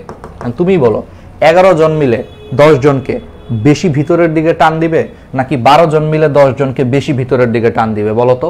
অবশ্যই কিন্তু 12 জন মিলে 10 জনকে বেশি ভিতরের দিকে টান দিবে, কারণ এখানে মানুষ বেশি 12 জন, এখানে মানুষ কম 11 জন। তাহলে 12 জন মিলে 10 জনকে কিন্তু বেশি ভিতরের দিকে টান দিবে। তাহলে বেশি ভিতরের দিকে টান দিলে তখন জিনিসটার আকার কি হবে? ছোট হবে। এই জন্য ম্যাগনেসিয়াম 2+ এর আকার কিন্তু সোডিয়ামের থেকে ছোট। আর আমরা এইমাত্র পড়ছি আকার ছোট হলে তার গলনাঙ্ক বেশি, যেমন লিথিয়ামের আকার ছোট, এই জন্য তার গলনাঙ্ক বেশি। তাহলে সেম কারণে ধাতব ক্যালাসে ম্যাগনেসিয়াম 2+ এর হচ্ছে আকার ছোট। আকার ছোট হওয়ার কারণে ওদের বন্ধন শক্তিশালী, ফলে এটার হচ্ছে গলনাঙ্ক বেশি। এই জন্য সোডিয়ামের তুলনায় ম্যাগনেসিয়ামের গলনাঙ্ক বেশি। আরও বেশি হচ্ছে অ্যালুমিনিয়ামের, কারণ অ্যালুমিনিয়ামের ক্ষেত্রে তুমি চিন্তা করো অ্যালুমিনিয়াম 3+ থাকে ধাতব ক্যালাসে। ধাতব ক্যালাসে হচ্ছে অ্যালুমিনিয়ামগুলো অ্যালুমিনিয়াম 3+ আকারে থাকে। তো অ্যালুমিনিয়ামের প্রোটন থাকে হচ্ছে 13টা, কারণ তার পারমাণবিক সংখ্যা হচ্ছে 13, আর ইলেকট্রন আছে 10টা। তোর ক্ষেত্রে 13 জন মিলে 10 জনের ভিতরের দিকে টান দিতেছে। কারণ আমরা তো জানি যে এটা হচ্ছে পজিটিভ চার্জ, এটা হচ্ছে নেগেটিভ চার্জ। তাহলে পজিটিভ সারা জীবন নেগেটিভ চার্জকে ভিতরের দিকে আকর্ষণ করতেছে। তাহলে অ্যালুমিনিয়ামের ক্ষেত্রে 13টা পজিটিভ চার্জ মিলে 10টাকে আরও বেশি ভিতরের দিকে টানতেছে। তাহলে আরও বেশি ভিতরের দিকে টানলে তো বুঝতেই পারতেছো অ্যালুমিনিয়াম 3+ এর আকারটা আরও ছোট, আর আকার ছোট হলে গলনাঙ্ক আরও বেশি। এই জন্য সোডিয়ামের থেকে ম্যাগনেসিয়ামের গলনাঙ্ক বেশি, তার থেকেও অ্যালুমিনিয়ামের গলনাঙ্ক বেশি। এইটুকু খালি মাথায় রাখবা, আর কিছু দরকার নাই। ঠিক আছে, এটাই আসলে এখানে বলছে আর কি। ঠিক আছে, তাহলে পারা যাবে? পারবা। আচ্ছা, এখন আসো ফসফরাস। আর কিছু এখান থেকে দেখার দরকার নাই। ঠিক আছে, ফসফরাসের রূপভেদ, একটা রূপভেদ হচ্ছে তোমার শ্বেত ফসফরাস, এটা হচ্ছে P4 অণু হিসেবে থাকে। এটা মেডিকেল আসতে পারে যে শ্বেত ফসফরাস মানে এটা একটু দেখতে সাদা, তাহলে এটার সংকেত কি? P4, অর্থাৎ এটার একটা অণুতে 4টা করে ফসফরাস পরমাণু থাকে, একটু দেখবা। আবার সালফারের একটা অণুতে 8টা কিন্তু সালফার পরমাণু থাকে, অর্থাৎ সালফার অণু আসলে SH হিসেবে হচ্ছে বিদ্যমান থাকে, অর্থাৎ একটা অণুতে টোটাল 8টা পরমাণু থাকে। ঠিক আছে, তাহলে এগুলো হচ্ছে একটু দেখবা। ওকে, গলনাঙ্ক ছোটনাঙ্ক গেল। এবার আসো হচ্ছে পরমাণুর আকার। আচ্ছা, পরমাণুর আকার পড়ানোর আগে আমাদেরকে দুইটা জিনিস দেখাইতে হবে। একটা হচ্ছে সমযোজী ব্যাসার্ধ, আর একটা হচ্ছে তোমার ধাতব ব্যাসার্ধ। ঠিক আছে, একটা হচ্ছে সমযোজী ব্যাসার্ধ, আর একটা হচ্ছে ধাতব ব্যাসার্ধ। আগে সমযোজী ব্যাসার্ধ দেখাই। সমযোজী ব্যাসার্ধ হচ্ছে কোনো মৌলের দুইটা পরমাণুর একক সমযোজী বন্ধনে আবদ্ধ থাকলে উভয় পরমাণুর যে নিউক্লিয়াসের যে দূরত্ব, সেই দূরত্বের অর্ধেককে হচ্ছে সমযোজী ব্যাসার্ধ বলে। আর এই সমযোজী ব্যাসার্ধকেই আমরা হচ্ছে তোমার পারমাণবিক ব্যাসার্ধ হিসেবে গণ্য করি। আচ্ছা, এটা একটু তোমাদেরকে বুঝাই, একবার ইজি। দেখো, ধরো একটা ক্লোরিন, এটা ধরো হচ্ছে একটা ক্লোরিন পরমাণু, এটা মনে করো ক্লোরিনের নিউক্লিয়াস, মনে করো মাঝখানেটা ক্লোরিনের নিউক্লিয়াস, তাহলে এটা হচ্ছে একটা ক্লোরিন পরমাণু। এটা মনে করো আরেকটা ক্লোরিন পরমাণু, এটা হচ্ছে সেই ক্লোরিন পরমাণুর নিউক্লিয়াস। তাহলে পাশাপাশি দুইটা ক্লোরিন পরমাণু তারা কি করে বলতো? ইলেকট্রন শেয়ার করে তারা হচ্ছে সমযোজী বন্ধনে হচ্ছে আবদ্ধ হয়, তাই না? কারণ আমরা জানি যে ক্লোরিন হচ্ছে একক সমযোজী বন্ধনে আবদ্ধ হয়। এই একক সমযোজী বন্ধনে আবদ্ধ হইতে এই ক্লোরিন একটা ইলেকট্রন শেয়ার করছে, এই ক্লোরিন হচ্ছে আরেকটা ইলেকট্রন শেয়ার করছে। এবং এটা বাস্তবে কেমনে শেয়ার করে জানো? বাস্তবে হচ্ছে ওরা আসলে ওদের কক্ষপথটা শেয়ার করে, অর্থাৎ এই ক্লোরিন এবং এই ক্লোরিন, এই দুই ক্লোরিন পরমাণু যেহেতু ইলেকট্রন শেয়ার করে, ওরা আসলে একটা কমন জায়গা শেয়ার করে। এই যে এই জায়গাটা হচ্ছে কমন, এই কমন জায়গার মধ্যে ওরও একটা ইলেকট্রন থাকে, ওরও কিন্তু আরেকটা ইলেকট্রন থাকে। এই দুইটা ইলেকট্রন আলটিমেটলি ওর কাছেও থাকে, ওর কাছেও থাকে, মানে ব্যাপারটা এরকম। তাহলে বুঝছো যে বাস্তবে আসলে কিভাবে শেয়ার হয়। বাস্তবে আসলে একটা ক্লোরিন পরমাণু আরেকটা ক্লোরিন পরমাণুর সাথে তাদের যে কক্ষপথ, এই কক্ষপথটা হচ্ছে ওভারল্যাপ করে। ওভারল্যাপ মানে একটার উপরে আরেকটা থাকে, অর্থাৎ দেখো এই যে এই দুইটার মধ্যে দেখো এইটুকু জায়গা হচ্ছে ওভারল্যাপ করতেছে, এইটুকু জায়গা হচ্ছে কমন, তাহলে এইটুকু কমন জায়গার মধ্যে এই ক্লোরিন হচ্ছে একটা ইলেকট্রন শেয়ার করছে, এই ক্লোরিন হচ্ছে আরেকটা ইলেকট্রন শেয়ার করছে, এইভাবে সমযোজী বন্ধন তৈরি হয়। আচ্ছা, তাহলে এরকম একটা একক সমযোজী বন্ধনে পাশাপাশি দুইটা পরমাণুর এই যে নিউক্লিয়াস, সেই নিউক্লিয়াসের যে দূরত্ব, সেই দূরত্বের অর্ধেক, তাহলে পাশাপাশি দুইটা পরমাণুর হচ্ছে তোমার নিউক্লিয়াসের যে টোটাল দূরত্ব, সেই দূরত্বের ধরো অর্ধেক হচ্ছে এটা, এই অর্ধেক দূরত্বটাকেই তোমার বলা হয় সমযোজী ব্যাসার্ধ। তাহলে কি বোঝা গেছে?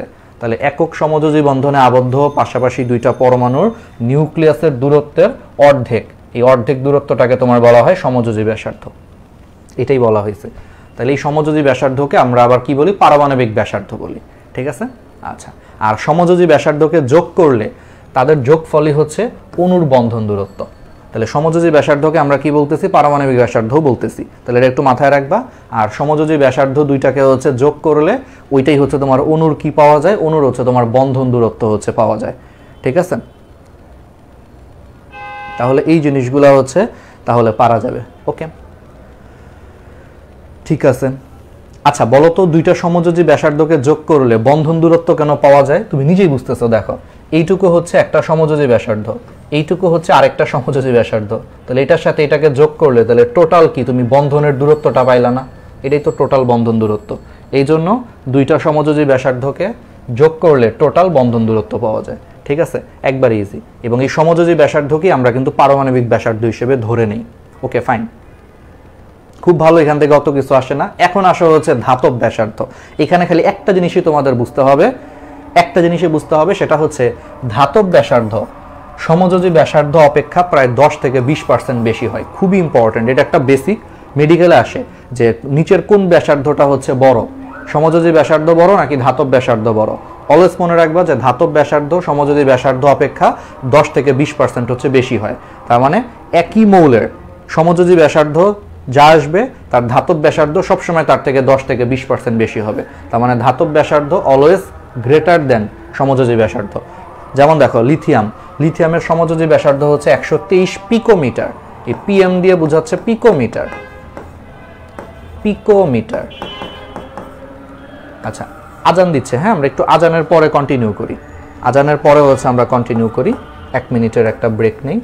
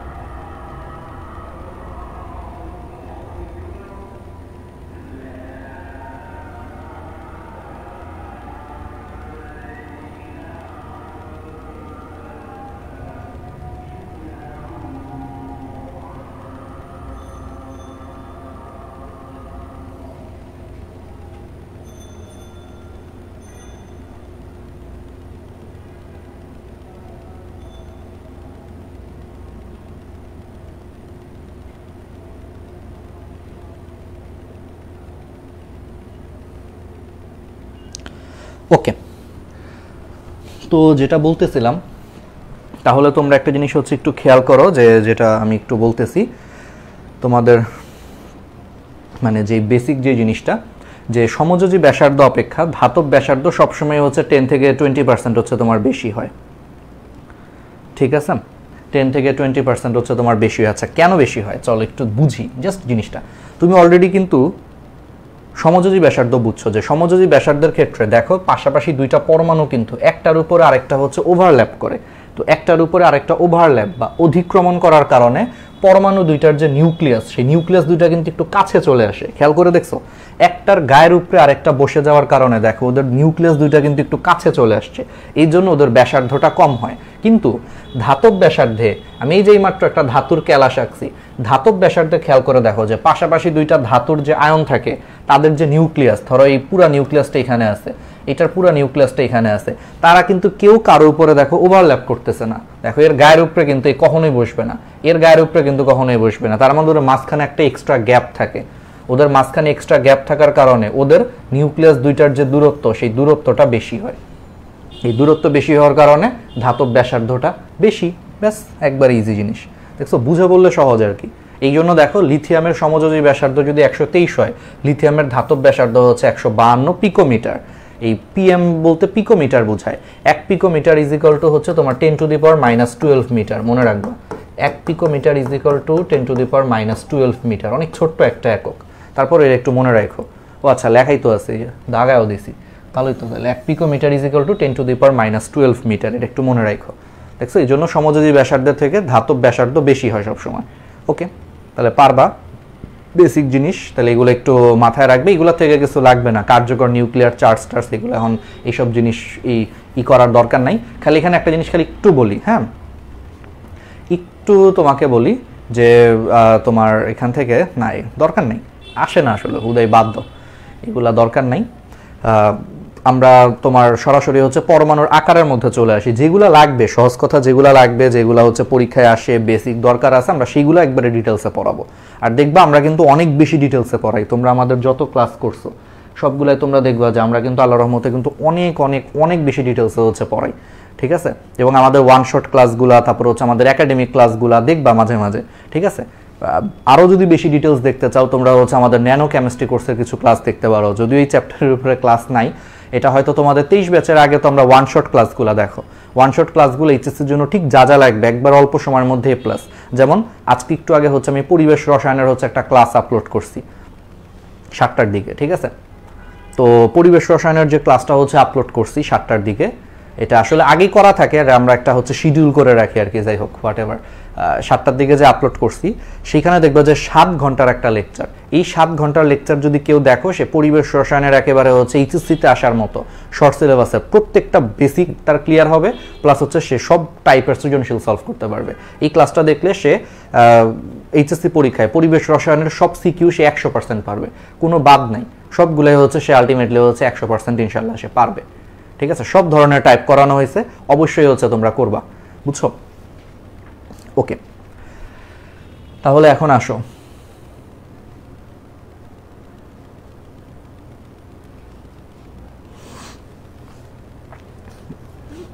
হচ্ছে তাহলে আকার। তাহলে পরমাণুর আকারের হচ্ছে একটু সম্পর্কটা আমরা বলি, যে একই গ্রুপে কি হয়, বাম থেকে ডানে গেলে কি হয়, উপর থেকে নিচের দিকে নামলে কি হয়। অলরেডি আমরা জানি উপর থেকে নিচের দিকে নামলে হচ্ছে পরমাণুর আকার হচ্ছে বৃদ্ধি পায়। কেন? এটা আমরা অলরেডি দেখাইছি, যে একই গ্রুপ বরাবর উপর থেকে নিচের দিকে নামলে দেখো কক্ষপথ যুক্ত হয়। তাহলে নতুন করে যদি কক্ষপথ যুক্ত হয় তাহলে সাইজ বড় হয়ে যাবে। এই জন্য একই গ্রুপ বরাবর উপর থেকে নিচের দিকে নামলে পরমাণুর হচ্ছে তোমার আকার বড় হয়। শেষ, ইজি জিনিস। এবার আসো একই পর্যায়ে বাম থেকে ডানে গেলে কি হয়। দেখো একই পর্যায়ে বাম থেকে ডানে গেলে যেটা হয়, এটা একটা এক্সাম্পল দিয়ে বলি। ধরোই যে ওই আগের মতোই সোডিয়াম, ম্যাগনেসিয়াম, অ্যালুমিনিয়াম একই পর্যায়ে বাম থেকে ডানে গেলে দেখো কি হয়। দেখো নর্মাল সোডিয়াম যে পরমাণু, তাহলে নর্মাল সোডিয়াম পরমাণুর হচ্ছে তোমার দেখো কক্ষপথ কত, 3টা কক্ষপথ। একই পর্যায়ে বাম থেকে ডানে গেলে নতুন করে কি কোনো কক্ষপথ যুক্ত হয়? নতুন করে কিন্তু কক্ষপথ যুক্ত হয় না। খেয়াল করে দেখো, সোডিয়ামেরও 3টা কক্ষপথ, ম্যাগনেসিয়ামেরও 3টা কক্ষপথ, অ্যালুমিনিয়ামেরও 3টা কক্ষপথ।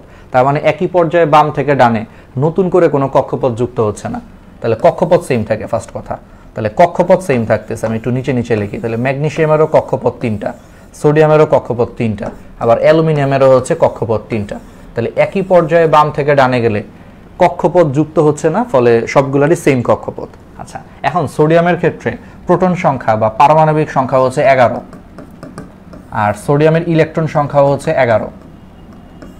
এখন 11টা প্রোটন মিলে 11টা ইলেকট্রনকে যেই বলে ভিতরের দিকে টান দিতে পারবে, বলতো ম্যাগনেসিয়ামের ক্ষেত্রে 12টা প্রোটন মিলে 12টা ইলেকট্রনকে আরেকটু বেশি টান দিতে পারবে না ভিতরের দিকে? কারণ দিন শেষে মনে রাখবা, ইলেকট্রনের তুলনায় প্রোটনগুলা কিন্তু অনেক ভারী। সো প্রোটন বেশি থাকা মানে হচ্ছে এগুলো অনেক বেশি জোরে ভিতরের দিকে টান দিতে পারে। সো 11টা প্রোটন মিলে ইলেকট্রনগুলারে যেই বলে ভিতরের দিকে টানতে পারবে, তুমি নিজেই বলো 12টা প্রোটন মিলে ইলেকট্রনগুলারে কিন্তু আরো বেশি জোরে ভিতরের দিকে টানতে পারবে।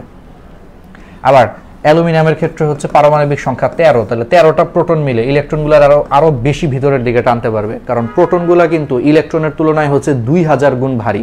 আমরা কেমিস্ট্রিতে পড়ছি একটা প্রোটন এক একটা ইলেকট্রনের তুলনায় 2000 গুণ ভারী। তাহলে এরকম প্রোটন সংখ্যা বেড়ে গেলে, এত ভারী জিনিস যদি বেড়ে যায়, তাহলে তারা আরো বেশি জোরে ইলেকট্রনগুলোকে ভিতরের দিকে আকর্ষণ করে। তাহলে এরা যদি বেশি জোরে ভিতরের দিকে আকর্ষণ করে, তাহলে বলো সাইজ কি ছোট হয়ে যায় না? বেশি জোরে টান দিতেছে ভিতরের দিকে, তাহলে সাইজটাকে আস্তে আস্তে ছোট হয়ে যায়। এই জন্য একই পর্যায়ে বাম থেকে ডানে গেলে আকার ছোট হয়ে যায়। ঠিক আছে, এটাই হচ্ছে বেসিক। এগুলো বুঝে একটু জাস্ট পড়বা। তাহলে এখানে মেডিকেলে প্রশ্ন কেমনে আসবে? মেডিকেল এটাই আসবে যে একই পর্যায়ে বাম থেকে ডানে গেলে পরমাণুর আকার কি হয়? অপশন এ বৃদ্ধি পায়, অপশন বি হ্রাস পায়, অপশন সি সমান থাকে, অপশন ডি বলা যাবে না বা কোনোটিই নয়, এরকম কিছু একটা থাকবে। তাহলে তুমি তো বুঝতেছো একই পর্যায়ে বাম থেকে ডানে গেলে আকার হ্রাস পায়, এটাই হচ্ছে অ্যান্সার। মেডিকেল এগুলোই আসবে পরীক্ষায়, কিন্তু এটা বুঝে পড়তে হবে, না বুঝে মুখস্থ করলে তোমার মনে থাকবে না আসলে। আবার একই গ্রুপে উপর থেকে নিচের দিকে নামলে কি হয়? বৃদ্ধি পায়, হ্রাস পায়, সমান থাকে, কোনোটিই নয়। তো বুঝতেই পারতেছে একই গ্রুপে উপর থেকে নিচের দিকে নামলে কিন্তু কক্ষপথ যুক্ত হচ্ছে। তাহলে নতুন করে যদি একটা আস্ত কক্ষপথ যুক্ত হয়, তাহলে অবশ্যই কি সাইজ বড় হবে না? এই জন্য সাইজ বড় হয়ে যায়। ওকে, এবার আসা হচ্ছে আয়নিক ব্যাসার্ধ। এগুলা কিছুই দরকার নাই ভাই, এগুলা আলটিমেটলি হচ্ছে ওইভাবে আসে না। এখান থেকে খালি দুই একটা দাগানো লাইন আছে, দাগানো লাইনগুলো আসলে কিছু নয়, যে কিছু হিসাব আর কি। যে আয়নিক ব্যাসার্ধকে হচ্ছে পিকোমিটার বা অ্যাংস্ট্রম বা হচ্ছে ন্যানোমিটার এককে হচ্ছে প্রকাশ করা হয়। তাহলে অলরেডি বলে দিচ্ছি যে 1 পিকোমিটার ইজ ইকুয়াল টু হচ্ছে 10⁻⁻12 মিটার, 1 ন্যানোমিটার হচ্ছে তোমার 10⁻⁹ মিটার, আর 1 অ্যাংস্ট্রম হচ্ছে তোমার 10⁻⁻10 মিটার। ঠিক আছে, এটা একটু মাথায় রাখবা। আর আরেকটা সম্পর্ক আমি একটু লিখে দিই, 1 ন্যানোমিটার এটা হচ্ছে 10 অ্যাংস্ট্রম। তাহলে ন্যানোমিটার হচ্ছে অ্যাংস্ট্রমের থেকে বড়, 1 ন্যানোমিটার হচ্ছে তোমার 10 অ্যাংস্ট্রম আর কি। এটা একটু মনে রাখো এই সম্পর্কটা। এখান থেকে কিছু লাগবে না, এই হাবিজাবি লাগবে না, কিন্তু এটা খুব ইম্পর্টেন্ট। এই কথাগুলো হচ্ছে ইম্পর্টেন্ট। কোনো ধাতুর একাধিক ক্যাটায়নের বেলায় অধিক চার্জযুক্ত ক্যাটায়নটির আকার হচ্ছে সবচেয়ে ছোট হয়। এটা খুব ইম্পর্টেন্ট, এটা একটু আমাদেরকে বুঝতে হবে। তাহলে কোনো ধাতুর একাধিক ক্যাটায়নের বেলায় অধিক চার্জযুক্ত ক্যাটায়নটির হচ্ছে আকার সবচেয়ে ছোট হয়। যেমন সবচেয়ে ফেমাস এক্সাম্পল দেখো, Fe2+, আর একটা হচ্ছে Fe3+। তাহলে Fe2+ এবং Fe3+, তাহলে এই আয়ন দ্বয়ের মধ্যে Fe3+ এর আকার Fe2+ এর চেয়ে হচ্ছে তোমার ছোট। আচ্ছা কেন? চলো এটা একটু দেখাই। দেখো, আমরা সবাই জানি যে আয়রনের হচ্ছে তোমার একই ধাতু, আয়রনের ক্ষেত্রে হচ্ছে তোমার দুইটা ক্যাটায়ন আছে, একটা হচ্ছে Fe2+ আছে আর একটা হচ্ছে Fe3+ আছে। তাহলে আয়রনের ক্ষেত্রে Fe2+ এবং Fe3+, এই দুইটার মধ্যে Fe3+ এর হচ্ছে আকার ছোট। কেন ছোট? চলো একটু দেখি। তাহলে একই ধাতুর যদি একাধিক ক্যাটায়ন থাকে, যেমন আয়রনের ক্ষেত্রে Fe2+ হয় ধরো, আর এটার হচ্ছে Fe3+ হয়। আচ্ছা, আমি জাস্ট বুঝানোর জন্য বলতেছি। তাহলে একই ধাতুর এরকম ভিন্ন ভিন্ন ক্যাটায়ন থাকলে দেখো, ক্যাটায়ন যাই থাকুক এদের পারমাণবিক সংখ্যা সেম। তাহলে আয়রনের পারমাণবিক সংখ্যা হচ্ছে 26। তাহলে আয়রনের পারমাণবিক সংখ্যা কত? 26। ওকে ফাইন, খুব ভালো কথা। তাহলে আয়রনের পারমাণবিক সংখ্যা হচ্ছে 26। এখন তুমি একটা জিনিস খেয়াল করো, আয়রনের Fe2+ মানে কি? ইলেকট্রন আছে কয়টা? 24টা, মানে দুইটা কম আছে, তাহলে 26 থেকে 2 কম, 24টা ইলেকট্রন আছে। আর Fe3+ মানে কি? 3টা ইলেকট্রন কম আছে, তাহলে 26 থেকে 3টা ইলেকট্রন কম থাকলে এখানে ইলেকট্রন আছে হচ্ছে 23টা, রাইট? আচ্ছা, এখন তুমি একটা জিনিস হচ্ছে একটু খেয়াল করো, সিম্পল জিনিস। এখানে 26টা প্রোটন মিলে 24টা ইলেকট্রনকে যেই বলে ভিতরের দিকে টানতে পারবে, এখানে 26টা প্রোটন মিলে 23টা ইলেকট্রনকে আরো বেশি ভিতরের দিকে টানতে পারবে। কারণ দেখো দুই জায়গাতেই হচ্ছে প্রোটন সেম, তাহলে এবার প্রোটনের মধ্যে কোনো ঝামেলা নাই। কিন্তু এবার দেখো এখানে ইলেকট্রন কম, তো কম থাকলে এটারে তো টানা কিন্তু অনেক ইজি হয়ে যায়। চিন্তা করো এখানে 24টা ইলেকট্রন আছে আর এখানে ইলেকট্রন একটা কম আছে, তো কম থাকার কারণে সেটাকে কিন্তু সহজেই ভিতরের দিকে টেনে নেওয়া যায়, ফলে এখানে ভিতরের দিকে বেশি টানতে পারে।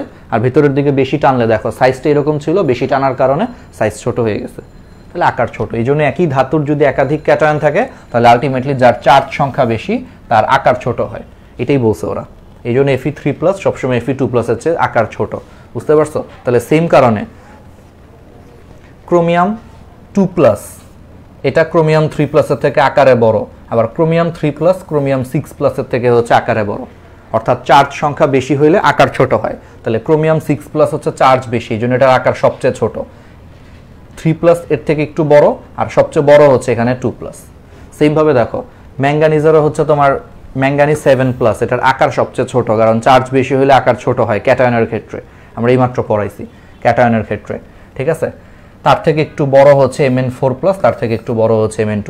তাহলে কি বুঝতেছো? কনসেপ্টগুলো ক্লিয়ার করো, কনসেপ্ট ক্লিয়ার থাকলে তুমি এমনিতেই পরীক্ষা অ্যান্সার করতে পারবা। এখন আসলে সংক্ষেপে জেনে নাও, এটা মেডিকেলের জন্য খুবই ইম্পর্টেন্ট। দেখো স্টার দিয়ে রাখছি 5 স্টার, খুবই ইম্পর্টেন্ট। এখান থেকে প্রশ্ন আসে, অনেকে না বুঝে মুখস্থ করার কারণে পারে না। দেখো একবারে ইজি, আমি তোমাদেরকে এখন যা পড়াবো এটাই পরীক্ষায় আসবে। দেখো ক্যাটায়নের আকার মূল পরমাণুর আকারের চেয়ে ছোট হয়, আর অ্যানায়নের আকার মূল পরমাণুর আকারের চেয়ে হচ্ছে তোমার বড় হয়। এই দুটো জিনিস বুঝতে পারলেই আলটিমেটলি হচ্ছে আমরা পারবো। তাহলে ক্যাটায়নের আকার হচ্ছে মূল পরমাণুর আকারের চেয়ে ছোট হয়, কেন হয় চলো আমরা একটু একবার দেখি, একবার করে হচ্ছে এই জিনিসগুলো আমরা দেখি। দেখো ক্যাটায়নের আকার মূল পরমাণুর আকারের চেয়ে ছোট, আচ্ছা কেন ছোট হয় চলো দেখি। দেখো ধরো সোডিয়াম নর্মাল যে পরমাণু, সোডিয়াম পরমাণুতে 11টা প্রোটন মিলে 11টা ইলেকট্রনকে ভিতরের দিকে আকর্ষণ করে, কিন্তু সোডিয়ামের যে ক্যাটায়ন, সোডিয়ামের যেটা ক্যাটায়ন ধরো সোডিয়াম প্লাস, সেই ক্ষেত্রে কিন্তু 11টা প্রোটন মিলে 10টা ইলেকট্রনকে কিন্তু ভিতরের দিকে আকর্ষণ করতেছে, তাই না? তুমি বলো এখানে 11টা প্রোটন মিলে 11টা ইলেকট্রনকে ভিতরের দিকে টানতেছে, সোডিয়ামের মূল পরমাণু যেটা।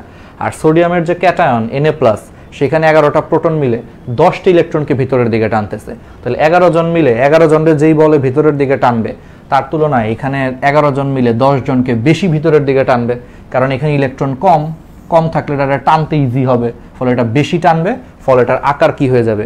টানবে মানে কোন দিকে টানবে? ভিতরের দিকে টানবে, কারণ প্রোটন ইলেকট্রনকে ভিতরের দিকে আকর্ষণ করে, প্লাস মাইনাসকে ভিতরের দিকে টানতেছে। তাহলে ভিতরের দিকে টানার কারণে এরকম সাইজ ছিল, সাইজটা এইভাবে আস্তে আস্তে ছোট হয়ে যাচ্ছে, ঠিক আছে? তাহলে সাইজ ছোট হয়ে যাচ্ছে, তাহলে এই জন্য হচ্ছে ক্যাটায়নের আকার মূল পরমাণুর আকারের চেয়ে অলওয়েজ ছোট হয়, এটাই হচ্ছে বেসিক। এখন আসলে অ্যানায়নের ক্ষেত্রে এটা উল্টা হয়, কেন? ধরো ক্লোরিনের ক্ষেত্রে এক্সাম্পল দিই। ক্লোরিনের ক্ষেত্রে 17টা প্রোটন মিলে নর্মালি 17টা ইলেকট্রনকে ভিতরের দিকে আকর্ষণ করে। ক্লোরিনের ক্ষেত্রে 17টা মিলে 17টাকে হচ্ছে ভিতরের দিকে আকর্ষণ করে, কিন্তু ক্লোরাইড আয়ন যেটা, ক্লোরাইড আয়ন তার মানে কি? Cl- মানে কি? এখানে একটা ইলেকট্রন বেশি আছে, তার মানে এই ক্ষেত্রে হচ্ছে 17টা প্রোটন মিলে 18টা ইলেকট্রনকে হচ্ছে ভিতরের দিকে আকর্ষণ করে। এখন তোমরাই বলো 17 জন মিলে 18 জনকে ভিতরের দিকে টানাটা কিন্তু একটু কঠিন, কিন্তু সেই তুলনায় হচ্ছে 17 জন মিলে 17 জনকে ভিতরের দিকে টানাটা হচ্ছে সহজ, কারণ এখানে দেখো দুই পাশেই হচ্ছে তোমার প্রোটন সংখ্যা সেম, পার্থক্য হচ্ছে ইলেকট্রন, এখানে ইলেকট্রন কম আছে, তো ইলেকট্রন কম থাকলে কম জিনিসকে টানতে কিন্তু ইজি, ফলে এখানে বেশি ভিতরের দিকে টানতেছে, ফলে এটার আকার ছোট। এই জন্য অ্যানায়নের ক্ষেত্রে ওই ঋণাত্মক আয়নের যে আকারটা সেটা বড় হয়, আর মূল পরমাণুর আকারটা ছোট হয়। আর ক্যাটায়নের ক্ষেত্রে উল্টা, ক্যাটায়নের ক্ষেত্রে হচ্ছে ক্যাটায়ন ছোট হচ্ছে, মূল পরমাণু বড় হচ্ছে।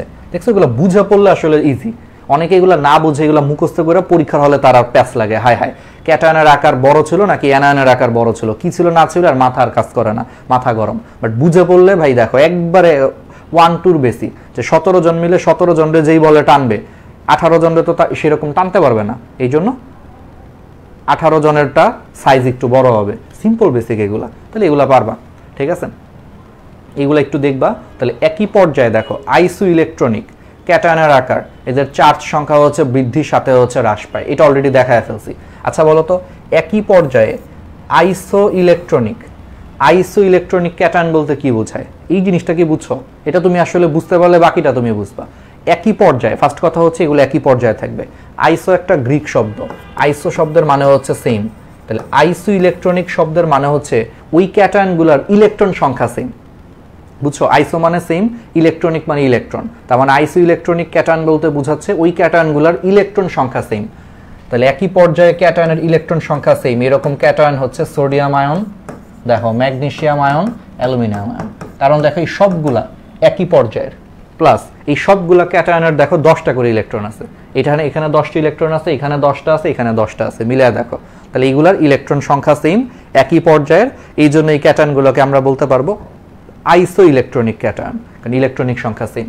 তাহলে এই আইসো ইলেকট্রনিক ক্যাটায়নের ক্ষেত্রে বলছে যে ক্যাটায়নের আকার এদের চার্জ সংখ্যা বৃদ্ধির সাথে হ্রাস পায়, অর্থাৎ চার্জ সংখ্যা যত বড় হয় আকার ছোট হয়। আর আমরা এটা কিন্তু একটু আগে প্রমাণও করছি, দেখাইছি তোমাদেরকে, এই তিনটার মধ্যে অ্যালুমিনিয়ামের আকার হচ্ছে সবচেয়ে ছোট।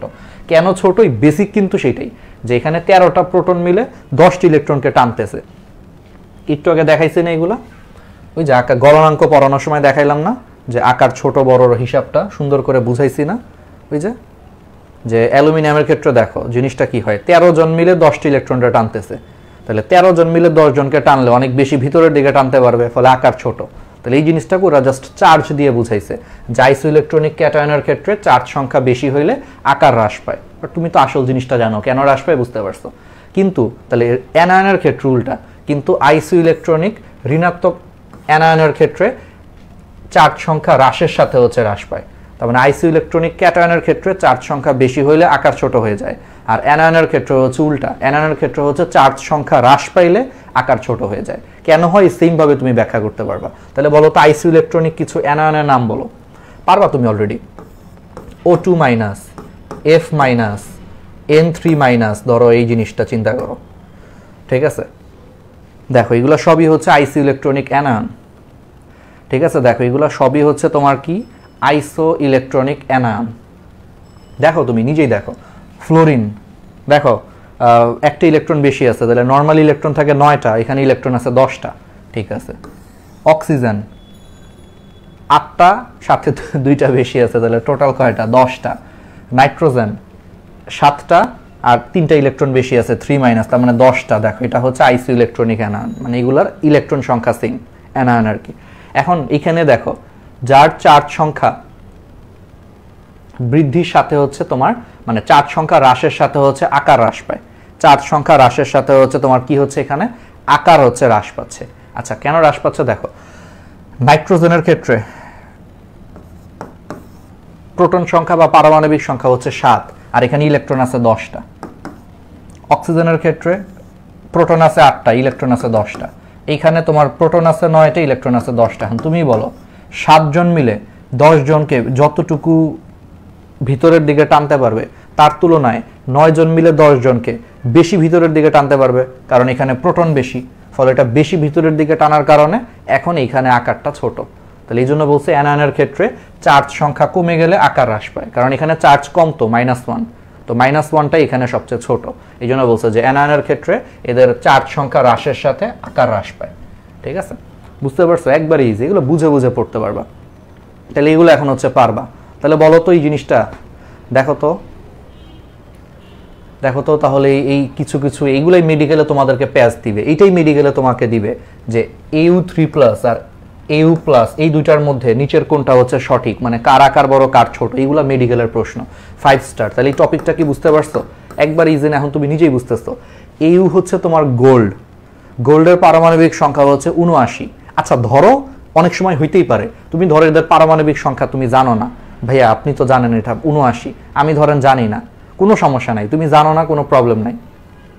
তুমি মনে মনে চিন্তা করো, আন্দাজে একটা ধরে নাও যেটার পারমাণবিক সংখ্যা 100। না জানলে এগুলা কেমনে সলভ করবো আমি তোমাকে বলি, তোমাকে তো এমসিকিউ দাগাইতে হবে, তোমার তো গোল্ডের পারমাণবিক সংখ্যা কত এটা তো প্রশ্নে বলা নাই। ধরো তুমি কিচ্ছু জানো না, তুমি ধরবে এটার পারমাণবিক সংখ্যা 100, আন্দাজে ধরবে একটা, তাহলে এটার 100 হইলে এটারও 100 হবে, কারণ দুইটাই তো গোল্ড। আচ্ছা ধরো তুমি গোল্ডও বুঝতেছো না, যে Au যে গোল্ড এটাও তুমি জানো না, বাট দুইটাই তো সেম, এটা তো দেখতেছো Au, তাহলে দুইটাই সেম, তাহলে এটার পারমাণবিক সংখ্যা যদি 100 হয়, এটার পারমাণবিক সংখ্যাও কি 100। তুমি চিন্তা করবে এইভাবে। তাহলে এখানে একটা ইলেকট্রন প্লাস মানে কি একটা কম আছে, তাহলে 100 থেকে একটা কম আছে, ইলেকট্রন আছে ধরো 99টা, আমি বোঝানোর জন্য বলতেছি। এখানে ধরো 3টা কম আছে 3+, তাহলে এখানে আছে 97টা। তুমি বলো তাহলে 100 জন মিলে 99 জনকে ভিতরের দিকে বেশি টানতে পারবে, নাকি 100 জন মিলে 97 জনকে বেশি টানতে পারবে? অবশ্যই 97 জনকে বেশি টানতে পারবে, কারণ এখানে ইলেকট্রন কম আছে।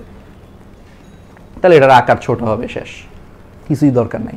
আর বাস্তবে এটার মানে আসলে 79 আর কি, ঠিক আছে, এটার পারমাণবিক সংখ্যা 79 আসলে গোল্ডের। তো এখানে তখন থাকে হচ্ছে 78 আর এখানে থাকে হচ্ছে 76 আর কি বাস্তবে। তো সমস্যা নাই, বাস্তব অবাস্তব দিয়ে লাভ নেই, যেমনি তুমি লজিক চিন্তা করো মিলবে। আর তাছাড়াও সবচেয়ে বড় কথা ওই যে একটু আগেই পড়াইছি যে একই ধাতুর একাধিক ক্যাটায়নের ক্ষেত্রে যার চার্জ সংখ্যা বেশি তার আকার ছোট, এটা এমনিতেও বলছে এটার আকার ছোট, ঠিক আছে। তাহলে AU3+ এর দেখো আকার ছোট আর AU+ এর আকার বড়, দেখছো এগুলোই পরীক্ষা এইটাই আসবে। অপশনে একটা অপশন থাকবে এটা, ধরো কতে থাকবে এটা, খতে থাকবে এরকম অপশন, যে উল্টা থাকবে যে AU+ AU3+। ভাই বিশ্বাস করো এইগুলোই পরীক্ষায় দিলে স্টুডেন্টরা অনেক কনফিউজড হয়, অনেক কনফিউজড হয়ে যায়, কারণ ওরা বুঝে না আসলে। আর তোমাদের জন্য এখন এটা 1-2 এর ব্যাপার, কারণ খুবই তোমাদের কনসেপ্ট ক্লিয়ার। যার কনসেপ্ট ক্লিয়ার তার জন্য এটা 1-2 এর ব্যাপার, আর যার কনসেপ্ট ক্লিয়ার না, মুখস্থ করছে, অথবা ওই যে আছে না যে আমি তো সবসময় বলি যে আমরা তো অনেক ডিটেলসে পড়াই, অনেক জায়গাতেই দেখবে এত ডিটেলসে পড়ায় না, সো সেখানে দেখবে এগুলা মুখস্থ করাইছে। আরে মনে রাখবা সূত্র দিয়ে মুখস্থ করাইছে, সূত্র বলতে ছন্দ দিয়ে। অলওয়েজ একটা জিনিস মাথায় রাখবা, ছন্দ দিয়ে কোনো একটা জিনিস মনে রাখা ভালো, অবশ্যই ভালো, কিন্তু সবচেয়ে ভালো মনে থাকে তুমি যখন জিনিসটা বুঝে মুখস্থ করো। ছন্দ টন্দ তুমি পরীক্ষা করলে ভুলে যাবা।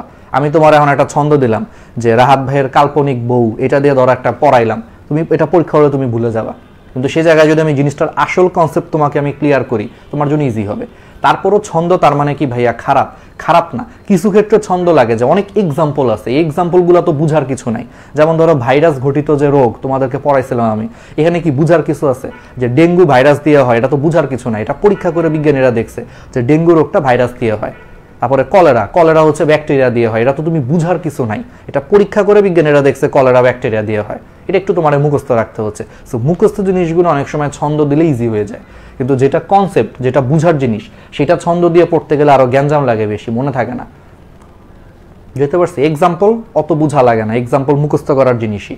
এই এক্সাম্পলগুলো তুমি ছন্দ দিয়ে মনে রাখতে পারো, কিন্তু এইগুলো ভাই ইম্পর্টেন্ট জিনিস। কিন্তু অনেক মেডিকেল কোচিংয়ে আমি দেখি, অনেক জায়গাতে দেখি যে এইটিও ছন্দ টন্দ দিয়ে কি কি পড়ায়, পোলাপান আরো কনফিউজড হয়ে যায়, পরে পরীক্ষায় পারে না। ঠিক আছে, এই জন্য একটু আমরা ডিটেলসেই শিখবো, কনসেপ্ট ক্লিয়ার করে শিখবো। বিশেষ করে কেমিস্ট্রি আর ফিজিক্স, এই দুইটা সাবজেক্ট কনসেপ্ট ক্লিয়ার করাটা বেশি দরকার। বায়োলজিতেও কনসেপ্ট ক্লিয়ার করতে হয়, কিন্তু বায়োলজির আবার অনেক মুখস্থ অংশ আছে, এটা সত্যি কথা, ঠিক আছে। কিন্তু কেমিস্ট্রি ফিজিক্সে ম্যাক্সিমামই বুঝার কনসেপ্টটাই বেশি, এবং পরীক্ষায় বুঝার থেকেই প্রশ্ন আসে। যেমন ফিজিক্সে দেখবা মেডিকেলে সারা জীবন প্রশ্ন আসে, এটাকে দ্বিগুণ করলো এটা কত গুণ হবে, কি হবে না হবে, এগুলো আসলে বুঝে পড়তে হয়, বুঝছো। আচ্ছা, আরেকটা প্রশ্ন আসতে পারে, potassium plus, S2-, chloride minus, বলো এই তিনটা আয়নের মধ্যে কোনটার আকার বড় ছোট, সিরিয়ালে সাজাইতে বলছে, পারবা না? দেখো একবারে ইজি। পটাশিয়াম ইলেকট্রন আছে কি, পটাশিয়ামের পারমাণবিক সংখ্যা হচ্ছে 19, আগে পারমাণবিক সংখ্যাগুলো লেখো। এটা হচ্ছে সালফার, সালফারের পারমাণবিক সংখ্যা হচ্ছে 16, ক্লোরিনের পারমাণবিক সংখ্যা হচ্ছে 17, আগে লেখো। এখন দেখো পটাশিয়াম প্লাস, প্লাস মানে কি একটা ইলেকট্রন কম আছে, তাহলে 19টা থেকে একটা কম থাকলে এখানে ইলেকট্রন আছে 18টা। সালফার 2-, 2- মানে দুইটা বেশি আছে, তাহলে 16 থেকে দুইটা বেশি আছে, মানে এখানে 18টা। ক্লোরিন মাইনাস, তাহলে একটা বেশি আছে, তাহলে 17 থেকে একটা বেশি আছে, তাহলে কয়টা আছে? 18টা। তাহলে সবগুলাই হচ্ছে ইলেকট্রন আছে 18টা। এখন তুমি নিজে চিন্তা করো, এখানে 19 জন মিলে 18 জনকে যেই বলে ভিতরের দিকে টানবে, বাকিগুলাকে এরকম টানতে পারবে? পারবে না। তার মানে এখানে এটার আকার হচ্ছে সবচেয়ে ছোট, তার মানে পটাশিয়ামের আকার হচ্ছে ভাই সবচেয়ে ছোট হবে, সহজ কথা। আর এখানে সবচেয়ে বড় হবে হচ্ছে S2- এর আকার, কারণ এখানে মাত্র 16 জন মিলে 18 জনকে ভিতরের দিকে আকর্ষণ করতেছে।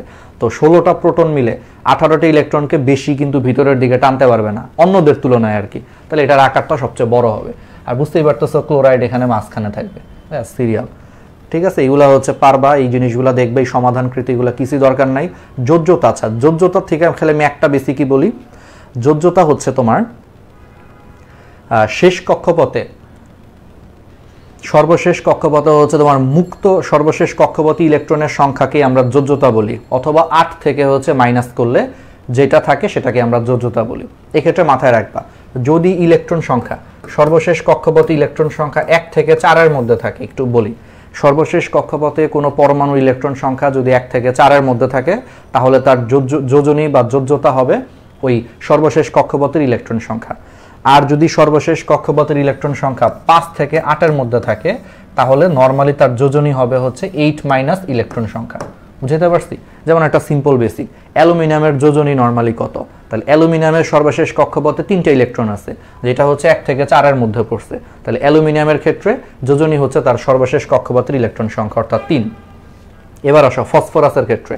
ফসফরাসের শেষ কক্ষপথে ইলেকট্রন আছে হচ্ছে 5টা, যেটা 5 থেকে 8 এই রেঞ্জের মধ্যে পড়ছে। তাহলে 5 থেকে 8 এই রেঞ্জের মধ্যে যদি সর্বশেষ কক্ষপথের ইলেকট্রন থাকে, তাহলে তার যোজনী বের করার নিয়ম হচ্ছে 8 থেকে সেই ইলেকট্রন সংখ্যা মাইনাস করতে হয়। তাহলে 8 থেকে 5 মাইনাস করো, তাহলে ওর যোজনী হচ্ছে 3। বুঝতে পারছো? ওকে, তাহলে পারা যাবে এগুলো আমরা ছোটবেলার জিনিস, আমরা জানি এগুলা। এইবার আসো হচ্ছে একটু ভালো জিনিস, আয়নীকরণ শক্তি, যেগুলো 9 10-এও পড়ছি আমরা, তারপরও আজকে আমরা একটু পড়বো। আয়নীকরণ শক্তি, ইলেকট্রন আসক্তি, তড়িৎ ঋণাত্মকতা, অনেক কিছু হচ্ছে আমরা এখন পড়ে ফেলবো। আচ্ছা, আয়নীকরণ শক্তি জিনিসটা কি? আয়নীকরণ শক্তি হচ্ছে গ্যাসীয় অবস্থায় কোনো মৌলের 1 মোল বিচ্ছিন্ন পরমাণু থেকে একটা করে ইলেকট্রন সরিয়ে একে গ্যাসীয় বিচ্ছিন্ন 1 মোল একক ধনাত্মক আয়নে পরিণত করতে যেই পরিমাণ শক্তির প্রয়োজন হয়, সেই পরিমাণ শক্তিকেই হচ্ছে তোমার আয়নীকরণ শক্তি বা বিভব বলা হয়। ঠিক আছে? তাহলে গ্যাসীয় অবস্থায় বিচ্ছিন্ন 1 মোল পরমাণু থেকে একটা করে ইলেকট্রন সরিয়ে 1 মোল একক ধনাত্মক আয়নে পরিণত করতে যেই পরিমাণ হচ্ছে তোমার শক্তির প্রয়োজন হয়, তাকে কি বলা হয়? আয়নীকরণ শক্তি বলা হয়। ঠিক আছে? মানে ব্যাপারটা এরকম, ধরো একটা সোডিয়াম পরমাণু, সেখান থেকে একটি ইলেকট্রন চলে গেলে সেটা একটা সোডিয়াম আয়নে পরিণত হয়।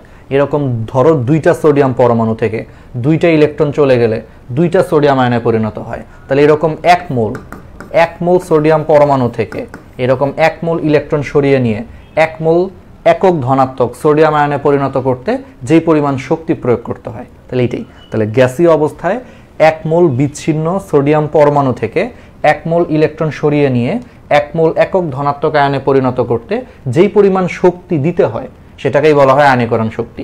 কারণ একটা পরমাণু থেকে তুমি ইলেকট্রন বের করে নিবা, সে তো এমনি এমনি ইলেকট্রনটা দিবে না, ওটা বের করার জন্য তোমাকে শক্তি দিতে হবে। তাহলে এরকম 1 মোল পরমাণু থেকে 1 মোল ইলেকট্রন বের করে নিয়ে 1 মোল একক ধনাত্মক আয়নে পরিণত করতে যেই পরিমাণ শক্তি দিতে হয়, সেটাই হচ্ছে আয়নীকরণ শক্তি। তাহলে এখন যদি শক্তি বেশি দিতে হয়, তাহলে আয়নীকরণ শক্তি হচ্ছে বেশি হবে, আর যদি শক্তি কম দেওয়া লাগে, আয়নীকরণ শক্তি হচ্ছে কম হবে। বুঝতে পারছি? ওকে, তাহলে এই জিনিসটা বুঝতে পারলে চলো এখন আমরা একটু দেখি যে একই গ্রুপে উপর থেকে নিচের দিকে নামলে আয়নীকরণ শক্তির মান হ্রাস পায়। কেন হ্রাস পায় এখন তুমি নিজেই বুঝতেছো। দেখো, একই গ্রুপে, তুমি আমাকে বলো তো, একই গ্রুপে উপর থেকে নিচের দিকে নামলে আয়নীকরণ শক্তি হ্রাস পায়। যেমন ধরো হচ্ছে লিথিয়াম, সোডিয়াম, পটাশিয়াম, এগুলার একটা এক্সাম্পল দিই। দেখো, লিথিয়ামের ক্ষেত্রে শেষ কক্ষপথ হচ্ছে তোমার 2 নম্বর কক্ষপথ। তাহলে একই গ্রুপে উপর থেকে নিচের দিকে নামলে পরমাণুর কি হয়? আকার বড় হয়, কারণ কক্ষপথ যুক্ত হয়, ফলে পরমাণুর আকার বড় হয়। তাহলে দেখো, একই গ্রুপে যখন আমরা উপর থেকে নিচের দিকে নামি, দেখো পরমাণুর আকার বড় হচ্ছে। তো আকার বড় হলে সমস্যাটা কি? আকার বড় হলে সমস্যাটা হচ্ছে শেষ কক্ষপথের যে ইলেকট্রনটা, সেটা কিন্তু নিউক্লিয়াস থেকে অনেক দূরে সরে যায়। তাহলে নিউক্লিয়াস থেকে অনেক দূরে সরে গেলে শেষ কক্ষপথের হচ্ছে ইলেকট্রনের উপর তখন নিউক্লিয়াসের আকর্ষণ কম। তাহলে আকর্ষণ কম থাকলে তখন সেখান থেকে তুমি ইলেকট্রনটাকে বের করে নেওয়ার জন্য তোমাকে শক্তি কম দিতে হবে। মানে তুমি চিন্তা করো, এটা একটা বাস্তব এক্সাম্পল দিই। ধরো এটা ছেলে, এটা হচ্ছে মেয়ে, এই ছেলেটা এবং মেয়েটা হচ্ছে রিলেশনের মধ্যে আছে, কথার কথা, হ্যাঁ, একটু দুষ্ট এক্সাম্পল দিই। এখন এদের মধ্যে দূরত্ব বেড়ে গেছে, ধরো কোনো কারণে এদের মধ্যে ঝগড়া হচ্ছে, খুব বাজে অবস্থা, সম্পর্কটা একটু খারাপ হয়ে গেছে, আগের মতো এত আন্তরিক সম্পর্ক নাই, একটা দূরত্ব তৈরি হয়েছে। এখন মনে করো তুমি একটা সুযোগ দেখলা, যে এটাই তো সুযোগ, যে এই মেয়েটার থেকে তো ছেলেটা এখন একটু দূরে দূরে থাকে, তাহলে একটা কাজ করি, মেয়েটারে হচ্ছে এখন আমি আমার কাছে নিয়ে আসি, মানে তোমার সাথে রিলেশন করার জন্য ধরো তুমি ধান্দা করলা। তুমি কিন্তু এখন সহজেই মেয়েটাকে তোমার কাছে নিয়ে যেতে পারবা। কেন? কারণ মেয়েটা কিন্তু এখন ছেলেটার থেকে দূরে দূরে থাকে, ওদের মধ্যে নিজেদের মধ্যে ভালোবাসা কম, আকর্ষণ কম। তুমি কিন্তু ওরে মনে করো যে 2-1টা কথা এটা সেটা বুঝায় টুঝায় যে আমি তোমাকে অনেক ভালোবাসি, এইসব বইলা টইলে তুমি কিন্তু তারা সহজেই নিয়ে যেতে পারবা। তার মানে এখানে তাকে নিয়ে যাওয়ার জন্য তোমাকে বেশি প্যারা নেওয়া লাগবে না, সহজেই তুমি তাকে নিয়ে যেতে পারতেছো, মানে শক্তি কম খরচ করতে হচ্ছে, এই জন্য এখানে আয়নীকরণ শক্তি হচ্ছে কম। আর আকার ছোট হইলে আয়নীকরণ শক্তি বেশি হয়। কেন বেশি হয়? কারণ দেখো, তখন শেষ কক্ষপথের যে ইলেকট্রনটা নিউক্লিয়াসের কাছে থাকে, তো কাছে থাকলে এই শেষ কক্ষপথের ইলেকট্রনের উপর নিউক্লিয়াসের আকর্ষণ কিন্তু অনেক বেশি থাকে। তো আকর্ষণ বেশি থাকলে এখন সেই ইলেকট্রনকে তুমি যদি বের করে নিতে চাও, তোমাকে অনেক বেশি শক্তি দিতে হবে, কারণ এখানে শেষ ইলেকট্রনের উপর কিন্তু এখন আকার ছোট হওয়ার কারণে আকর্ষণ বেশি। তো আকর্ষণ বেশি হইলে তোমাকে ইলেকট্রনটাকে বের করে নেওয়ার জন্য শক্তিটাও বেশি দিতে হবে, কারণ এখান থেকে জোর করে তখন নিয়ে যেতে হবে, তাহলে শক্তি বেশি দিতে হবে, ফলে এটার আয়নীকরণ শক্তি বেশি। আর এখানে আকর্ষণ কম হওয়ার কারণে এখান থেকে ইলেকট্রনটাকে বের করে নিতে এত শক্তি দেওয়া লাগবে না, অল্প শক্তি দিলেই, যেহেতু আকর্ষণ কম, তাকে তুমি বের করে নিয়ে আসতে পারবা। এই জন্য এখানে অল্প শক্তি দিতে হচ্ছে, এই জন্য এটার আয়নীকরণ শক্তি কম, এটার আয়নীকরণ শক্তি বেশি। এই জন্য একই গ্রুপের উপর থেকে নিচের দিকে নামলে আকার বড় হইলে আয়নীকরণ শক্তি কমে যায়। এটাই হচ্ছে গ্রুপের সাথে আয়নীকরণ শক্তির সম্পর্ক। আর একই পর্যায়ে নর্মালি কি হয়, নর্মালি একই পর্যায়ে বাম থেকে ডানে গেলে আয়নীকরণ শক্তি বেড়ে যায়। কেন বেড়ে যায় নিজেই বুঝতেছো, কারণ একই পর্যায়ে বাম থেকে ডানে গেলে আকার ছোট হয়। তো আকার ছোট হইলেই যে এটার আকার যদি এরকম থাকে, দেখো এটার আকার যদি এরকম থাকে, এটার আকার হচ্ছে তার থেকে ছোট, ঠিক আছে? এটা হচ্ছে আরো ছোট, কারণ একই পর্যায়ে বাম থেকে ডানে গেলে হচ্ছে আকার ছোট হয়। তো আকার ছোট হইলে দেখো ওই সেই আগের মতোই শেষ কক্ষপথের ইলেকট্রনের উপর নিউক্লিয়াসের আকর্ষণ বেশি থাকে। তো আকর্ষণ বেশি থাকলে এখন সেই আকর্ষণ বলের বিপরীতে জোর করে তুমি যদি ইলেকট্রনটাকে বের করে নিতে চাও, আকর্ষণ বলের বিপরীতে ইলেকট্রনটাকে জোর করে বের করে নিতে চাইলে তোমাকে অনেক শক্তি দিতে হচ্ছে। এই জন্য অনেক শক্তি দেওয়ার জন্যই তোমার আলটিমেটলি এখানে আয়নীকরণ শক্তি বেশি, কারণ শক্তি বেশি দিলেই তো আয়নীকরণ শক্তি বেশি হবে। ব্যাস, এই জন্য একই পর্যায়ে বাম থেকে ডানে গেলে আয়নীকরণ শক্তি বেড়ে যায়, একই গ্রুপের উপর থেকে নিচের দিকে নামলে আয়নীকরণ শক্তি হ্রাস পায়। Simple basic. কিন্তু এখন একই পর্যায়ে এই যে বাম থেকে যে ডানে যায় সে আয়নীকরণ শক্তি বৃদ্ধি পায়, কিন্তু এটা সঠিক না সবসময়। এই একই পর্যায়ে বাম থেকে ডানে গেলে আয়নীকরণ শক্তি বৃদ্ধি পায়, এটার আবার কিছু ব্যতিক্রম আছে, এক্সেপশন আছে। তাহলে সেই এক্সেপশনগুলো বা সেই ব্যতিক্রম বেসিকগুলো হচ্ছে আমাদেরকে এখন একটু জানতে হবে। আচ্ছা, কি কি এক্সেপশন আছে, কি কি ব্যতিক্রম আছে, তাহলে আমরা একটু এখন দেখার চেষ্টা করি, ঠিক আছে? ওকে, তাহলে এই যে নর্মাল বেসিকগুলো বলছি, পরমাণুর আকার বৃদ্ধিতে দেখো যে আয়নীকরণ শক্তি হ্রাস পায়, এটা হচ্ছে গ্রুপ ভিত্তিক সম্পর্ক। আবার দেখো যে উপশক্তি স্তর বৃদ্ধিতে আয়নীকরণ শক্তি বৃদ্ধি পায়, এটা হচ্ছে পর্যায় ভিত্তিক সম্পর্ক, পড়ায় ফেলছি। কিন্তু এখন এই পর্যায় ভিত্তিক সম্পর্কের আবার একটা ব্যতিক্রম আছে, যে পূর্ণ এবং অর্ধপূর্ণ অরবিটাল যুক্ত পরমাণুর অধিক সুস্থিতির কারণে পর্যায় ভিত্তিক সম্পর্কে হচ্ছে ব্যতিক্রম ঘটে। তাহলে এই যে পর্যায় ভিত্তিক যে সম্পর্কটা, সেখানে ব্যতিক্রম হয় কিসের জন্য? পূর্ণ অথবা অর্ধপূর্ণ অরবিটাল থাকলে তখন এই পর্যায় ভিত্তিক সম্পর্কে হচ্ছে ব্যতিক্রম হয়। কেন হয় চলো একটু দেখি। তাহলে আমরা তো বুঝলাম যে একই পর্যায়ে বাম থেকে ডানে গেলে আয়নীকরণ শক্তির মান বেড়ে যায়, কথাটা ঠিক আছে, কিন্তু এখানে একটা ঝামেলাও আছে। যেমন লিথিয়ামের পরে আসতেছে বেরিলিয়াম, তারপরে আসতেছে বোরন, একই পর্যায়ে। তাহলে নিয়ম কি ছিল? বাম থেকে ডানে গেলে আয়নীকরণ শক্তি বেড়ে যাওয়ার কথা। তাহলে বেরিলিয়ামের আয়নীকরণ শক্তি যা হবে, বোরনের আয়নীকরণ শক্তি তার থেকে বেশি হওয়ার কথা, নিয়মটাই। কিন্তু এখানে এক্সেপশন হচ্ছে। কেন এক্সেপশন হচ্ছে? কারণ বেরিলিয়ামের ক্ষেত্রে দেখো শেষ কক্ষপথটা হচ্ছে 2 নম্বর কক্ষপথ এবং 2s2। তাহলে 2 নম্বর কক্ষপথ ওর 2s অরবিটাল কিন্তু পূর্ণ অরবিটাল। আর বোরনের ক্ষেত্রে শেষ কক্ষপথ 2 নম্বর কক্ষপথ, কিন্তু ওর 2 নম্বর কক্ষপথে 2p1, এখানে মাত্র একটা ইলেকট্রন আছে, থাকার কথা ইলেকট্রন 6টা, ইলেকট্রন আছে মাত্র একটা। তো এখন একটা কাহিনী হয়েছে। হুন্ডের নিয়ম অনুযায়ী যদি শেষ কক্ষপথে শুধু পূর্ণ অরবিটাল থাকলে, হুন্ডের নিয়ম অনুযায়ী শেষ কক্ষপথে পূর্ণ অরবিটাল থাকলে সেই পূর্ণ অরবিটালের স্থিতিশীলতা অনেক বেশি। তো স্থিতিশীলতা অনেক বেশি হইলে একটা পরমাণু সহজে তার স্থিতিশীল অবস্থাটাকে ভাঙতে চায় না, কারণ জীবনে সবাই স্থিতিশীল অবস্থায় পৌঁছাইতে চায়, টানাটানির মধ্যে কেউ থাকতে চায় না, সবাই লাইফে স্টেবল হইতে চায়। এই যে বিয়ে শাদী করে সবাই কিন্তু একজনের সাথেই সারা জীবনের সংসার করতে চায়, স্টেবল হইতে চায়, বুঝতে পারছিস? তো এই জন্যই মানুষ আসলে বিয়ে শাদী করে আর কি। যাই হোক, তো দেখো তাহলে শেষ কক্ষপথে যদি এরকম পূর্ণ অরবিটাল থাকে তাহলে স্থিতিশীলতাটা অনেক বেশি। তো স্থিতিশীলতা বেশি হইলে কেউই তার স্থিতিশীল অবস্থাটাকে ভাঙতে চায় না। সো যেহেতু বেরিলিয়াম তার স্থিতিশীল অবস্থাটাকে ভাঙতে চাচ্ছে না, এখন তুমি যদি জোর করে বেরিলিয়াম থেকে ইলেকট্রন বের করে নিতে চাও, আয়নীকরণ শক্তি মানেই তো ইলেকট্রন বের করে নিবা, তাহলে জোর করে যদি এখন তুমি ইলেকট্রন বের করে নিতে চাও, ওর এই স্থিতিশীল অবস্থাটা ভেঙে যায়। কিন্তু ও তো এটা চাচ্ছে না। তাহলে ও যেহেতু এটা চাচ্ছে না, এই জন্য সর্বশক্তি দিয়ে এই ইলেকট্রনগুলারে সে আগলে রাখে। এই জন্য স্থিতিশীল অবস্থাটাকে ভাঙতে গেলে এর সর্বশক্তির বিরুদ্ধে কাজ করতে হচ্ছে, ফলে তোমাকে শক্তিটা অনেক বেশি দেওয়া লাগতেছে, কারণ একবার ইলেকট্রনগুলারে আগলে রাখছে, কাউরে দিবে না সে। তাহলে জোর করে তখন আনার জন্য তোমাকে অনেক বেশি শক্তি দিতে হচ্ছে, আর শক্তি বেশি দেওয়ার কারণে এটার আয়নীকরণ শক্তি বেশি হয়ে যায়। এই জন্য তখন দেখা যায় বেরিলিয়ামের আয়নীকরণ শক্তি বোরনের থেকে বেশি। এটা হচ্ছে এক্সেপশন হয়ে যায়, উল্টা। তাহলে সেম জিনিসটা হচ্ছে কোথায় দেখা যায়? তৃতীয় পর্যায়ে ঠিক বেরিলিয়ামের নিচে হচ্ছে কি ম্যাগনেসিয়াম, আর বোরনের নিচে হচ্ছে অ্যালুমিনিয়াম। এই দুটার ক্ষেত্রেও সেম, কারণ ম্যাগনেসিয়ামের ক্ষেত্রে একই জিনিস, খালি ওখানে 2s2 ছিল, ম্যাগনেসিয়ামের ক্ষেত্রে এটা হচ্ছে 3s2। আর অ্যালুমিনিয়ামের ক্ষেত্রে একই জিনিস, এখানে 2s2 ছিল, এখানে হচ্ছে 3s2 3p1, বাট কাহিনী সেই একই জিনিসই। তো এই জন্য ম্যাগনেসিয়ামের আয়নীকরণ শক্তি অ্যালুমিনিয়ামের থেকে বেশি। তাহলে এগুলো হচ্ছে ব্যতিক্রম পূর্ণ অরবিটালের কারণে। আবার অর্ধপূর্ণ অরবিটালের কারণেও সেম। অর্ধপূর্ণ অরবিটালের কারণেও সেম, এটার এক্সাম্পল হচ্ছে নাইট্রোজেন আর হচ্ছে অক্সিজেন।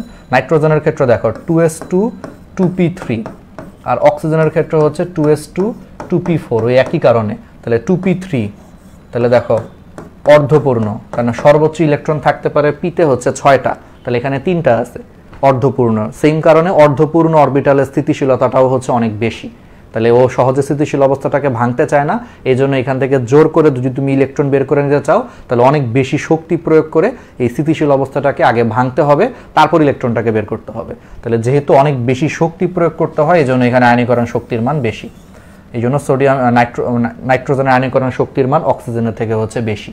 ঠিক আছে, পারা যাবে। এই সেম কারণে এটা তোমার কাদের কাদের ক্ষেত্রে হয়, ফসফরাস এবং হচ্ছে সালফারের ক্ষেত্রেও সেম জিনিসটা হয়, যে ফসফরাসেরটা বেশি। তাহলে এগুলো পারা যাবে। তাহলে আয়নীকরণ শক্তি আমরা পারবো, আর কিছু এখান থেকে দেখার দরকার নাই, মেইন বেসিক বুঝে ফেলছি। দেখো যে তাহলে ব্যতিক্রম দেখছো, এই যে বোরনের আয়নীকরণ শক্তি বেরিলিয়াম অপেক্ষা হচ্ছে কম, তাহলে এগুলো কিন্তু পরীক্ষায় ব্যাখ্যাও আসে, সৃজনশীলও আসে, তাহলে পারবা না, সহজ জিনিস পড়ায় ফেলছি। অক্সিজেনের আয়নীকরণ শক্তি নাইট্রোজেন অপেক্ষা কম, সুন্দর করে কিন্তু এগুলো পড়াইছি। দেখো যে পরীক্ষায় আসে এটা, যে বোরনের আয়নীকরণ শক্তি 800 কিলোজুল পার মোল, কিন্তু বেরিলিয়ামের আয়নীকরণ শক্তি 899 কিলোজুল পার মোল, কেন ব্যাখ্যা করো। এই যে এতক্ষণ যা বলছি সেটাই ব্যাখ্যা। তাহলে এগুলো সৃজনশীলে আসলেও তোমরা পারবা। ঠিক আছে, তাহলে পারা যাবে এই জিনিসগুলো, তাহলে এগুলো একটু দেখবা। এখন আসা হচ্ছে ইলেকট্রন আসক্তি। তাহলে আমরা সরাসরি কোথায় চলে যাচ্ছি, সরাসরি হচ্ছে ইলেকট্রন আসক্তিতে চলে যাচ্ছি। আচ্ছা, ইলেকট্রন আসক্তি, ইলেকট্রন আসক্তি হচ্ছে আয়নীকরণ শক্তির একটু উল্টা। উল্টা কেন? আয়নীকরণ শক্তির সময় হচ্ছে আমরা ইলেকট্রন বের করে নিয়ে গেছিলাম, তাহলে আয়নীকরণ শক্তির সময় আমরা কি করছি, আয়নীকরণ শক্তির সময় আমরা হচ্ছে ইলেকট্রনটাকে বের করে নিয়ে গেছি, আর ইলেকট্রন আসক্তির সময় আমরা হচ্ছে ইলেকট্রনটা দিব বা সেই ইলেকট্রনটা গ্রহণ করবে। আগের বার ইলেকট্রন বের করে গেছে, মানে বের হয়ে গেছে, এবার হচ্ছে গ্রহণ করবে। তাহলে ধরো একটা ফ্লোরিন পরমাণু একটা ইলেকট্রন গ্রহণ করে একটা একক ঋণাত্মক F- আয়নে পরিণত হয়, তাহলে দুইটা ফ্লোরিন পরমাণু দুইটা ইলেকট্রন গ্রহণ করে দুইটা F- আয়নে পরিণত হয়। তাহলে সেম ভাবে 1 মোল ফ্লোরিন পরমাণু তাহলে 1 মোল ইলেকট্রন গ্রহণ করে 1 মোল একক ঋণাত্মক হচ্ছে তোমার ফ্লোরাইড আয়নে পরিণত হইতে যে পরিমাণ শক্তি নির্গত হয় সেটাকেই তোমার বলা হয় ইলেকট্রন আসক্তি। তাহলে এক গ্যাসীয় অবস্থায় কোনো মৌলের 1 মোল বিচ্ছিন্ন পরমাণু 1 মোল ইলেকট্রন গ্রহণ করে 1 মোল একক ঋণাত্মক আয়নে পরিণত হতে যে পরিমাণ শক্তি নির্গত হয় তাকেই বলা হয় ইলেকট্রন আসক্তি।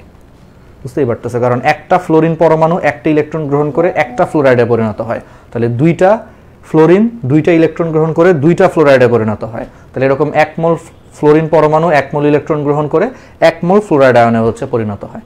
ঠিক আছে, ব্যাপারটা হচ্ছে এরকম।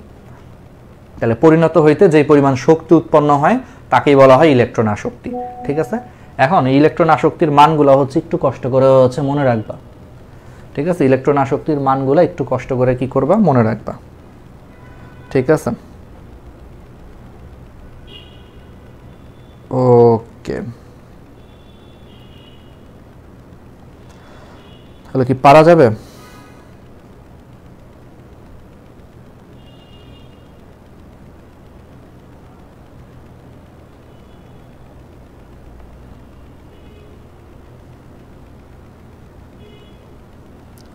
ওকে, তাহলে কি বুঝতে পারছো? তাহলে এই জিনিসগুলো হোপফুলি তোমরা পারবা।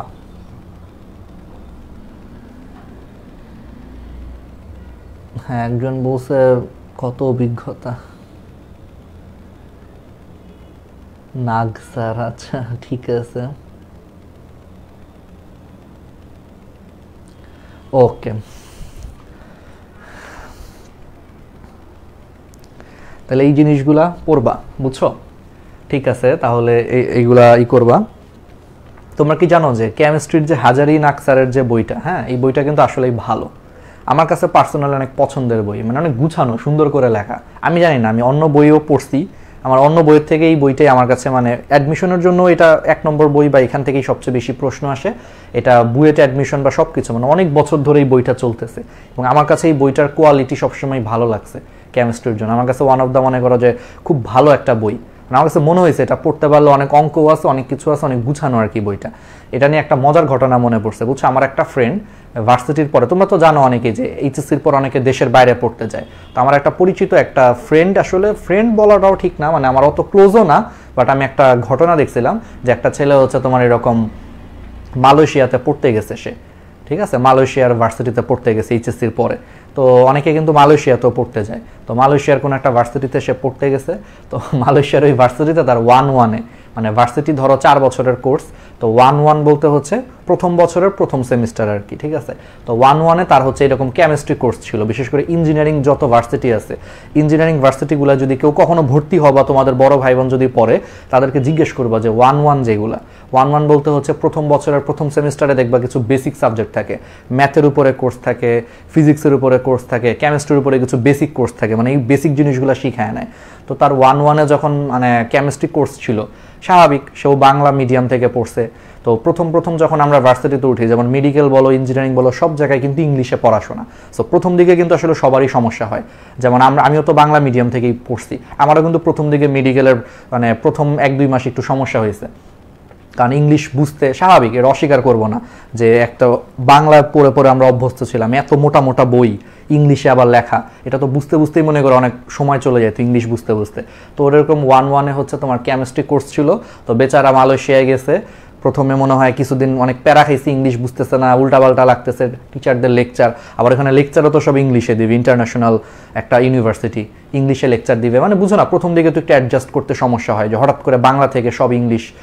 ও পরে কি করছে, ও কেমিস্ট্রিতে ভালো করার জন্য বুঝতেছে না, ও হাজারি নাকসারের বই নিয়ে গেছিল, ও বাংলাদেশ থেকে হাজারি নাকসারের বই নিয়ে গেছে, এইটা পইরা জাস্ট এইটা পড়ে টোরে এটা গুগল করে ইংলিশে বুঝা টুইঝা ও প্রথম দিকে হচ্ছে কেমিস্ট্রি শিখছে এইভাবে ভার্সিটিতে, বুঝছো। এই জন্য আমি মনে পড়লো আর কি যে বইটা বেশ ভালো আসলে, মানে এই জিনিসগুলোই খালি ইংলিশে পড়াইছে আর কি, বুঝছো, 1-1-এ। তো যাই হোক, এই জন্য তখন সে এটা নিয়ে গেছিলো, এটা আমি দেখে অনেক হাসছিলাম, একটা ছবি দিছিল তো ফেসবুকে, আমি অনেক হাসছিলাম এটা দেখা যে হাজারি নাকসারের বই পড়া সে মালয়েশিয়াতে পড়াশোনা করতেছে আর কি, ভার্সিটির কোর্স পার করতেছে, বুঝছো। প্রথম দিকে একটু সমস্যা হয় সবারই ইংলিশটার জন্যই, আর মেনলি আস্তে আস্তে ঠিক হয়ে যায়। যেমন তোমরা অনেকে ম্যাথ পড়ছো, ম্যাথ কোর্সে আমার ফ্রেন্ডরা প্রথম দিকে হচ্ছে প্যারা খাইছে, ওরা কিন্তু পারে, কিন্তু প্যারা খাইছে হচ্ছে হঠাৎ করে বলতেছে স্লোপের বাংলা কি, ঢাল, এই যে জিনিসটা বুঝতে একটু সময় লাগে আসলে প্রথম দিকে, স্লোপ। তারপরে হচ্ছে তোমার ট্যানজেন্টের বাংলা হচ্ছে স্পর্শক, হঠাৎ করে বললে কিন্তু এটা আসবে না, স্পর্শক।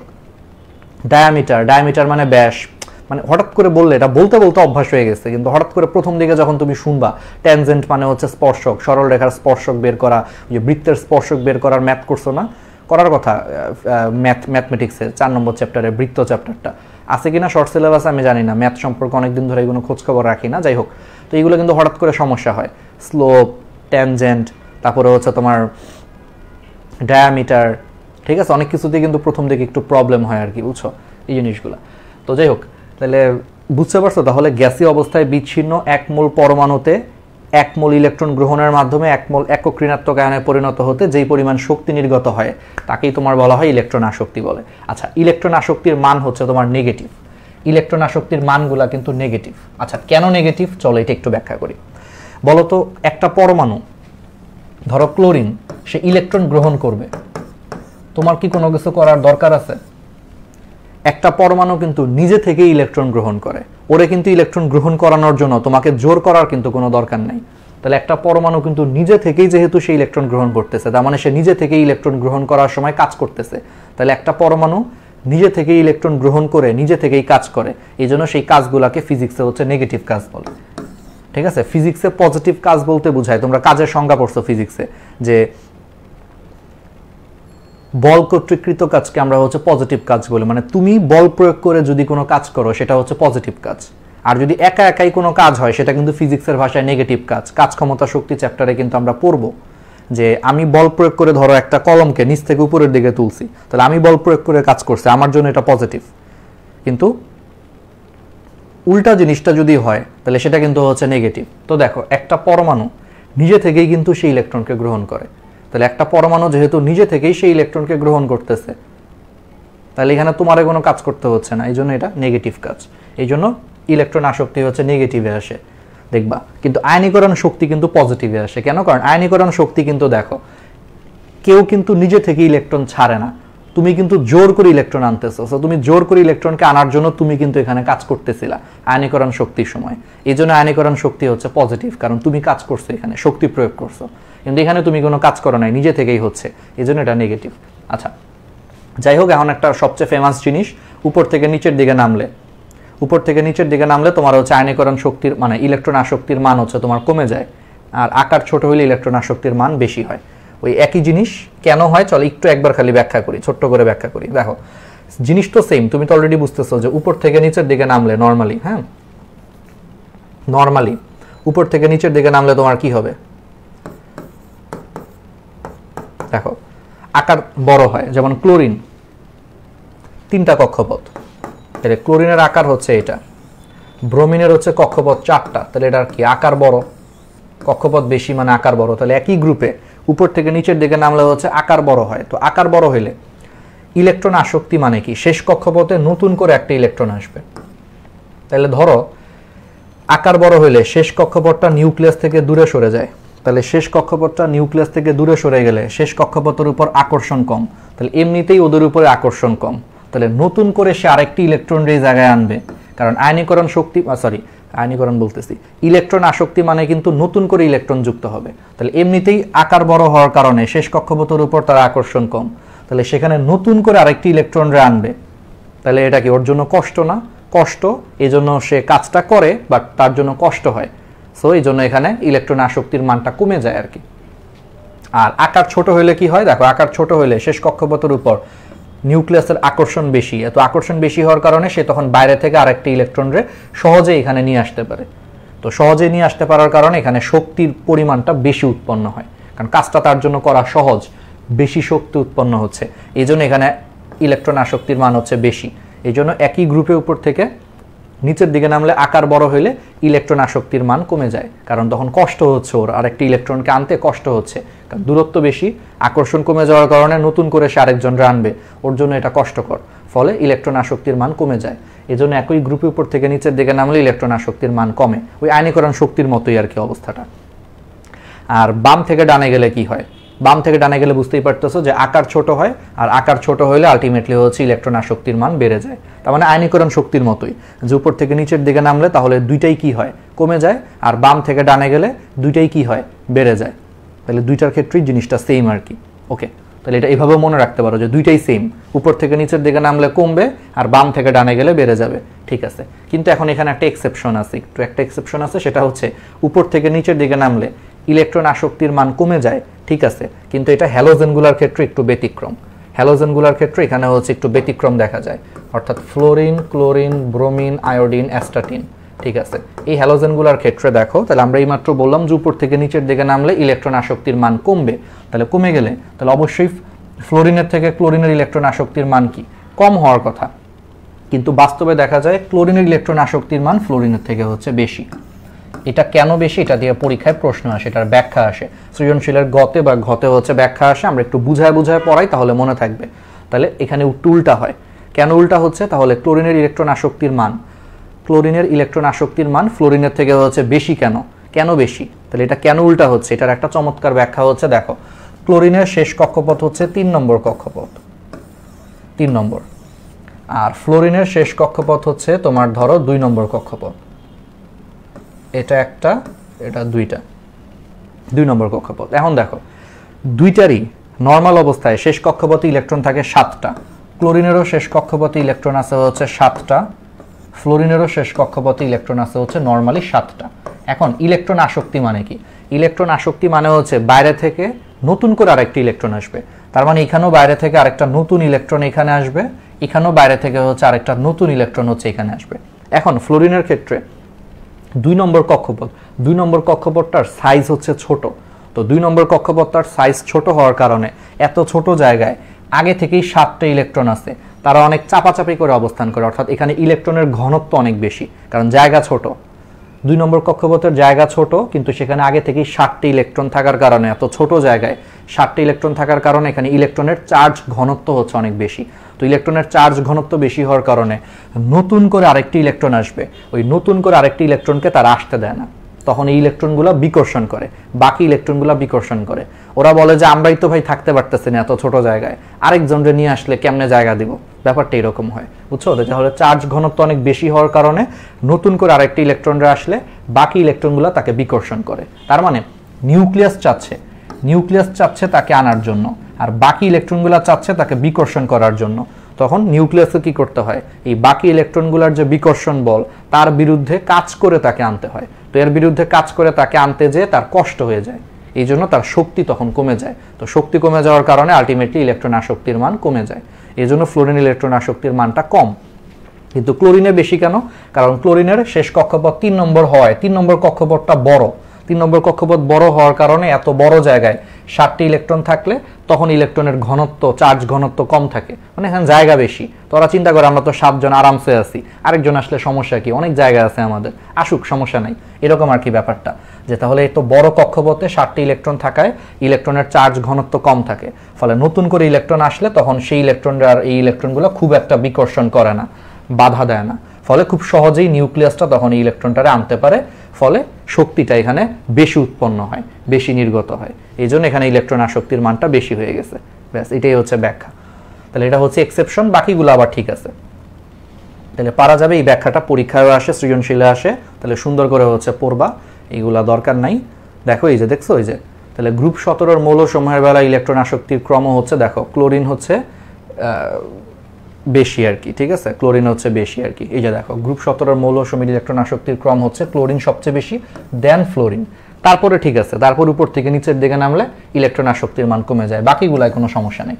সমস্যাটা হচ্ছে প্রথম দুইটার মধ্যে, তাহলে একটু মাথায় রাখবা, তাহলে এগুলো একটু পড়বা। দেখছো এই যে সমস্যা এবং সমাধান ভিত্তিক দক্ষতা, এটা পরীক্ষায় আসে যে ফ্লোরিনের ইলেকট্রন আসক্তি ক্লোরিনের চেয়ে তাহলে কম কেন, এই যে বলছে এটা সৃজনশীলের গতে আসে, নর্মালি গতে আসে। তো ভালো মতো আমি যা বলছি সেটাই আর কি, সুন্দর করে পড়বা। দেখছো সব বুঝে বুঝে আমরা কিন্তু পড়ে ফেলতেছি, ঠিক আছে, তাহলে পারা যাবে। তাহলে তড়িৎ ঋণাত্মকতার উপর হচ্ছে তোমার বিভিন্ন নিয়ামকের প্রভাব, অলরেডি পড়াইছি। দেখো পরমাণুর আকার বৃদ্ধিতে, সরি তড়িৎ ঋণাত্মকতা বলছি, সরি এটা পড়াই নেই, মানে ইলেকট্রন আসক্তি পড়ায় ফেলছে। আচ্ছা এখন আসো তড়িৎ ঋণাত্মকতা দিয়ে আমরা তাহলে শুরু করি। তাহলে তড়িৎ ঋণাত্মকতায় চলে আসছি আমরা এখন, নতুন টার্ম। তাহলে ইলেকট্রন আসক্তি হচ্ছে পড়ানো শেষ, তাহলে এখন আমরা হচ্ছে তড়িৎ ঋণাত্মকতা, এই জিনিসটা হচ্ছে আমরা এখন একটু তোমাদেরকে পড়াবো। আচ্ছা তাহলে তড়িৎ ঋণাত্মকতার উপর তোমার হচ্ছে এখানে কি বিভিন্ন নিয়ামকের হচ্ছে তোমার প্রভাব। আচ্ছা তাহলে এটাও সেম। দেখো তড়িৎ ঋণাত্মকতা মানে কি? তড়িৎ ঋণাত্মকতা মানে হচ্ছে ধরো এই হাইড্রোজেনের সাথে ধরো একটা ফ্লোরিন সমযোজী বন্ধনে আবদ্ধ হয়েছে। সমযোজী বন্ধনে আবদ্ধ হইলে দেখো হাইড্রোজেন একটা ইলেকট্রন শেয়ার করছে, ফ্লোরিন একটা ইলেকট্রন শেয়ার করছে। তাহলে নিয়ম কি ছিল? নিয়ম ছিল যে ভাই ও একটা শেয়ার করছে, ও একটা শেয়ার করছে, এই দুইটাই হচ্ছে আলটিমেটলি দুইজনই 50-50 শেয়ার করবে, তাই তো নিয়ম। কিন্তু ফ্লোরিনের তড়িৎ ঋণাত্মকতার মান বেশি হওয়ার কারণে ফ্লোরিন কি করতেছে, হাইড্রোজেন যে ইলেকট্রন শেয়ার করতেছে সেই ইলেকট্রনগুলোরও নিজের দিকে হচ্ছে টান দিয়ে নিয়ে নিচ্ছে। তাহলে কথা ছিল সমযোজী বন্ধনে দুজনই হচ্ছে তোমার 50-50 করে ইলেকট্রন শেয়ার করবে, কিন্তু ফ্লোরিনের ইলেকট্রন আসক্তির মান বেশি হওয়ার কারণে ফ্লোরিন জোর করে সবগুলো ইলেকট্রনরে নিজের দিকে হচ্ছে টেনে নিয়ে আসছে। তো দেখা গেছে যে এখন 90-10% শেয়ার করতেছে। কথা ছিল 50-50 করবে, এখন এটা হচ্ছে 90 আর 10 হয়ে গেছে। ওর কাছে মনে করো 10% আছে, আর বাকি 90% হচ্ছে ইলেকট্রনের যে মেঘ সেটাকে নিজের দিকে নিয়ে আসছে। তাহলে এই যে সমযোজী বন্ধনে যে ইলেকট্রনগুলো শেয়ার হয়, সেই শেয়ারকৃত ইলেকট্রনগুলোকে নিজের দিকে বেশি টেনে নিয়ে যাওয়ার যে ক্ষমতাটা, এই যে মাস্তানগিরি করার যে ক্ষমতাটা, এটারই তোমার বলা হয় তড়িৎ ঋণাত্মকতা। তাহলে সমযোজী বন্ধনের শেয়ারকৃত ইলেকট্রনগুলোরে নিজের দিকে বেশি পরিমাণে টেনে নিয়ে যাওয়ার যে ক্ষমতা, এটাকেই তোমার বলা হচ্ছে তড়িৎ ঋণাত্মকতা, ঠিক আছে। আচ্ছা তাহলে এখন আসো পরমাণুর আকার বৃদ্ধিতে তড়িৎ ঋণাত্মকতা হচ্ছে হ্রাস পায়, আর একই পর্যায়ে বাম থেকে ডানে গেলে তড়িৎ ঋণাত্মকতা বৃদ্ধি পায়। কেন পায় চলো একটু দেখাই। দেখো তার মানে তড়িৎ ঋণাত্মকতা মানে হচ্ছে মাস্তানি করার ক্ষমতা, যে অন্যের ইলেকট্রনরে জোর করে নিজের কাছে নিয়ে আসার ক্ষমতা, এটাই হচ্ছে তড়িৎ ঋণাত্মকতা। তাহলে দেখো একই পর্যায়ে বাম থেকে ডানে গেলে বলো কি হয়? আকার ছোট হয়। তো বাম থেকে ডানে গেলে দেখো ধরো সোডিয়ামের আকার যদি এরকম হয়, তাহলে আমরা জানি যে অ্যালুমিনিয়ামের আকার হচ্ছে অনেক ছোট ওর তুলনায়। তাহলে একই পর্যায়ে বাম থেকে ডানে গেলে আকার ছোট হওয়ার কারণে দেখো শেষ কক্ষপথের উপর নিউক্লিয়াসের কিন্তু আকর্ষণ বেশি। তো শেষ কক্ষপথের উপর নিউক্লিয়াসের আকর্ষণ বেশি হওয়ার কারণে সে কিন্তু চাইলে বাইরে থেকে কিন্তু জোর করে আরেকটি ইলেকট্রনও কিন্তু সে আনতে পারবে, কারণ তার আকর্ষণ বেশি, অর্থাৎ তার মাস্তানি করার ক্ষমতাটা তখন বেড়ে গেছে, কারণ তার আকার ছোট। এই জন্য সে চাইলে বাইরের ইলেকট্রনটারও জোর করে হচ্ছে নিজের দিকে আনতে পারবে, কারণ তার আকর্ষণ বেশি। এই জন্য একই পর্যায়ে বাম থেকে ডানে গেলে আকার ছোট হইলে তড়িৎ ঋণাত্মকতার মান বেড়ে যায় ওই আগের মতোই। আর এবার আসো একই গ্রুপে উপর থেকে নিচের দিকে নামলে হচ্ছে তোমার তড়িৎ ঋণাত্মকতার মান কমে যায়। কেন কমে যায় চলো দেখি। তাহলে একই গ্রুপের উপর থেকে নিচের দিকে নামলে কেন হয় দেখো, লিথিয়াম, তারপরে ধরো হচ্ছে সোডিয়াম। তুমি নিজেই চিন্তা করো ভাই, একই গ্রুপে উপর থেকে নিচের দিকে নামলে তোমার হচ্ছে আকার বড় হয়, তাই না? তাহলে আকার বড় হইলে সমস্যাটা হচ্ছে শেষ কক্ষপথটা তখন নিউক্লিয়াস থেকে হচ্ছে দূরে সরে যায়। তাহলে শেষ কক্ষপথ নিউক্লিয়াস থেকে দূরে সরে গেলে শেষ কক্ষপথের উপর আকর্ষণ কম, তাহলে এমনিতেই এখানে আকর্ষণ কম, তাহলে সে আবার মাস্তানি করে আরেকজনের ইলেকট্রনের জোর করে আনবে, এটা কিন্তু আসলে আর তখন অতটা পসিবল হয় না। মানে ওর নিজের যে ইলেকট্রন আছে তার উপরে ওর আকর্ষণ কম, কারণ দূরত্ব বেশি, আবার সে অন্যের ইলেকট্রনটাও জোর করে এখানে আনবে, এটা তার জন্য অত তখন ইজি হয় না। এই জন্য তখন তড়িৎ ঋণাত্মকতার মান হচ্ছে তোমার কমে যায়। এই জন্য উপর থেকে নিচের দিকে নামলে আকার বড় হয়, আকার বড় হইলে শেষ কক্ষপথের থেকে নিউক্লিয়াসের দূরত্ব বেশি, দূরত্ব বেশি হইলে আকর্ষণ কম, আকর্ষণ কম হইলে নতুন করে সে আরেকটি ইলেকট্রনকে জোর করে এখানে আনবে, এটা ওইরকম পসিবল হয় না, ফলে তড়িৎ ঋণাত্মকতার মান কমে যায়। এই জন্য দেখো পরমাণুর আকার বৃদ্ধিতে তড়িৎ ঋণাত্মকতা হ্রাস পায়, এটা হচ্ছে গ্রুপ ভিত্তিক সম্পর্ক। আর এই যে চার্জ বৃদ্ধিতে, এই যে নিউক্লিয়াসের চার্জ বৃদ্ধিতে তড়িৎ ঋণাত্মকতা বৃদ্ধি পায়, এটা হচ্ছে পর্যায় ভিত্তিক সম্পর্ক। তার মানে একটা কথা মনে রাখবা, আয়নীকরণ শক্তি, ইলেকট্রন আসক্তি, তড়িৎ ঋণাত্মকতা, এই তিনটা জিনিসই মনে রাখবা বাম থেকে ডানে গেলে, একটু লিখে দিচ্ছি, এই তিনটা জিনিসই বাম থেকে ডানে গেলে হচ্ছে বৃদ্ধি পায়। এটা একটু বইয়ে লিখে রাখো নোট করে, যে তাহলে আয়নীকরণ শক্তি, ইলেকট্রন আসক্তি, তড়িৎ ঋণাত্মকতা, এই তিনটা জিনিসই বাম থেকে ডানে গেলে হচ্ছে বৃদ্ধি পায়, আর উপর থেকে নিচে নামলে হচ্ছে হ্রাস পায়। ঠিক আছে, তিনটা জিনিসই মানে বেসিকটা সেম। তাহলে বাম থেকে ডানে গেলে বৃদ্ধি পাচ্ছে, আর উপর থেকে নিচের দিকে নামলে হ্রাস পাচ্ছে, তিনটার ক্ষেত্রেই সেম। এখন আসলে হচ্ছে পাউলিং স্কেল দিয়ে 2 নম্বর পর্যায়ের হচ্ছে তোমার, দ্বিতীয় পর্যায়ের হচ্ছে তোমার মৌলগুলার হচ্ছে তড়িৎ ঋণাত্মকতার মান বের করার একটা সূত্র আছে, সেটা হচ্ছে সিরিয়ালি আগে দ্বিতীয় পর্যায়ের মৌলগুলা লিখবা। তাহলে দ্বিতীয় পর্যায়ে সবার বাম দিকে আছে হচ্ছে লিথিয়াম, তারপরে আছে বেরিলিয়াম, তারপরে বোরন, তারপরে কার্বন, নাইট্রোজেন, অক্সিজেন, ফ্লোরিন পর্যন্ত লিখলা। লেখার পর 1 থেকে শুরু করবা, 1, তারপরে হাফ হাফ করে বাড়াবা। তাহলে পরেরটা হচ্ছে 1.5, তারপরেরটা 2, তারপরেরটা 2.5, তারপরেরটা 3, তারপরেরটা 3.5, তারপরেরটা হচ্ছে 4। তাহলে এটাই হচ্ছে পাউলিং স্কেল। তাহলে দ্বিতীয় পর্যায়ের তড়িৎ ঋণাত্মকতার মান বের করার জন্য পাউলিং স্কেল হচ্ছে সিরিয়ালি লেখার পরে 1 থেকে শুরু করবা। তার মানে লিথিয়ামের তড়িৎ ঋণাত্মকতা হচ্ছে 1, এর পরেরটার 1.5, তারপরেরটা 2, তারপরেরটা 2.5, মানে হাফ করে বাড়বে, আর লাস্টেরটা হচ্ছে মানে ফ্লোরিন হচ্ছে 4। ঠিক আছে, আচ্ছা এখন আমাদের বলো তো নিষ্ক্রিয় গ্যাসের তড়িৎ ঋণাত্মকতার মান কত? তোমাদের মাথায় প্রশ্ন হতে পারে, ভাইয়া ফ্লোরিন পর্যন্ত কেন?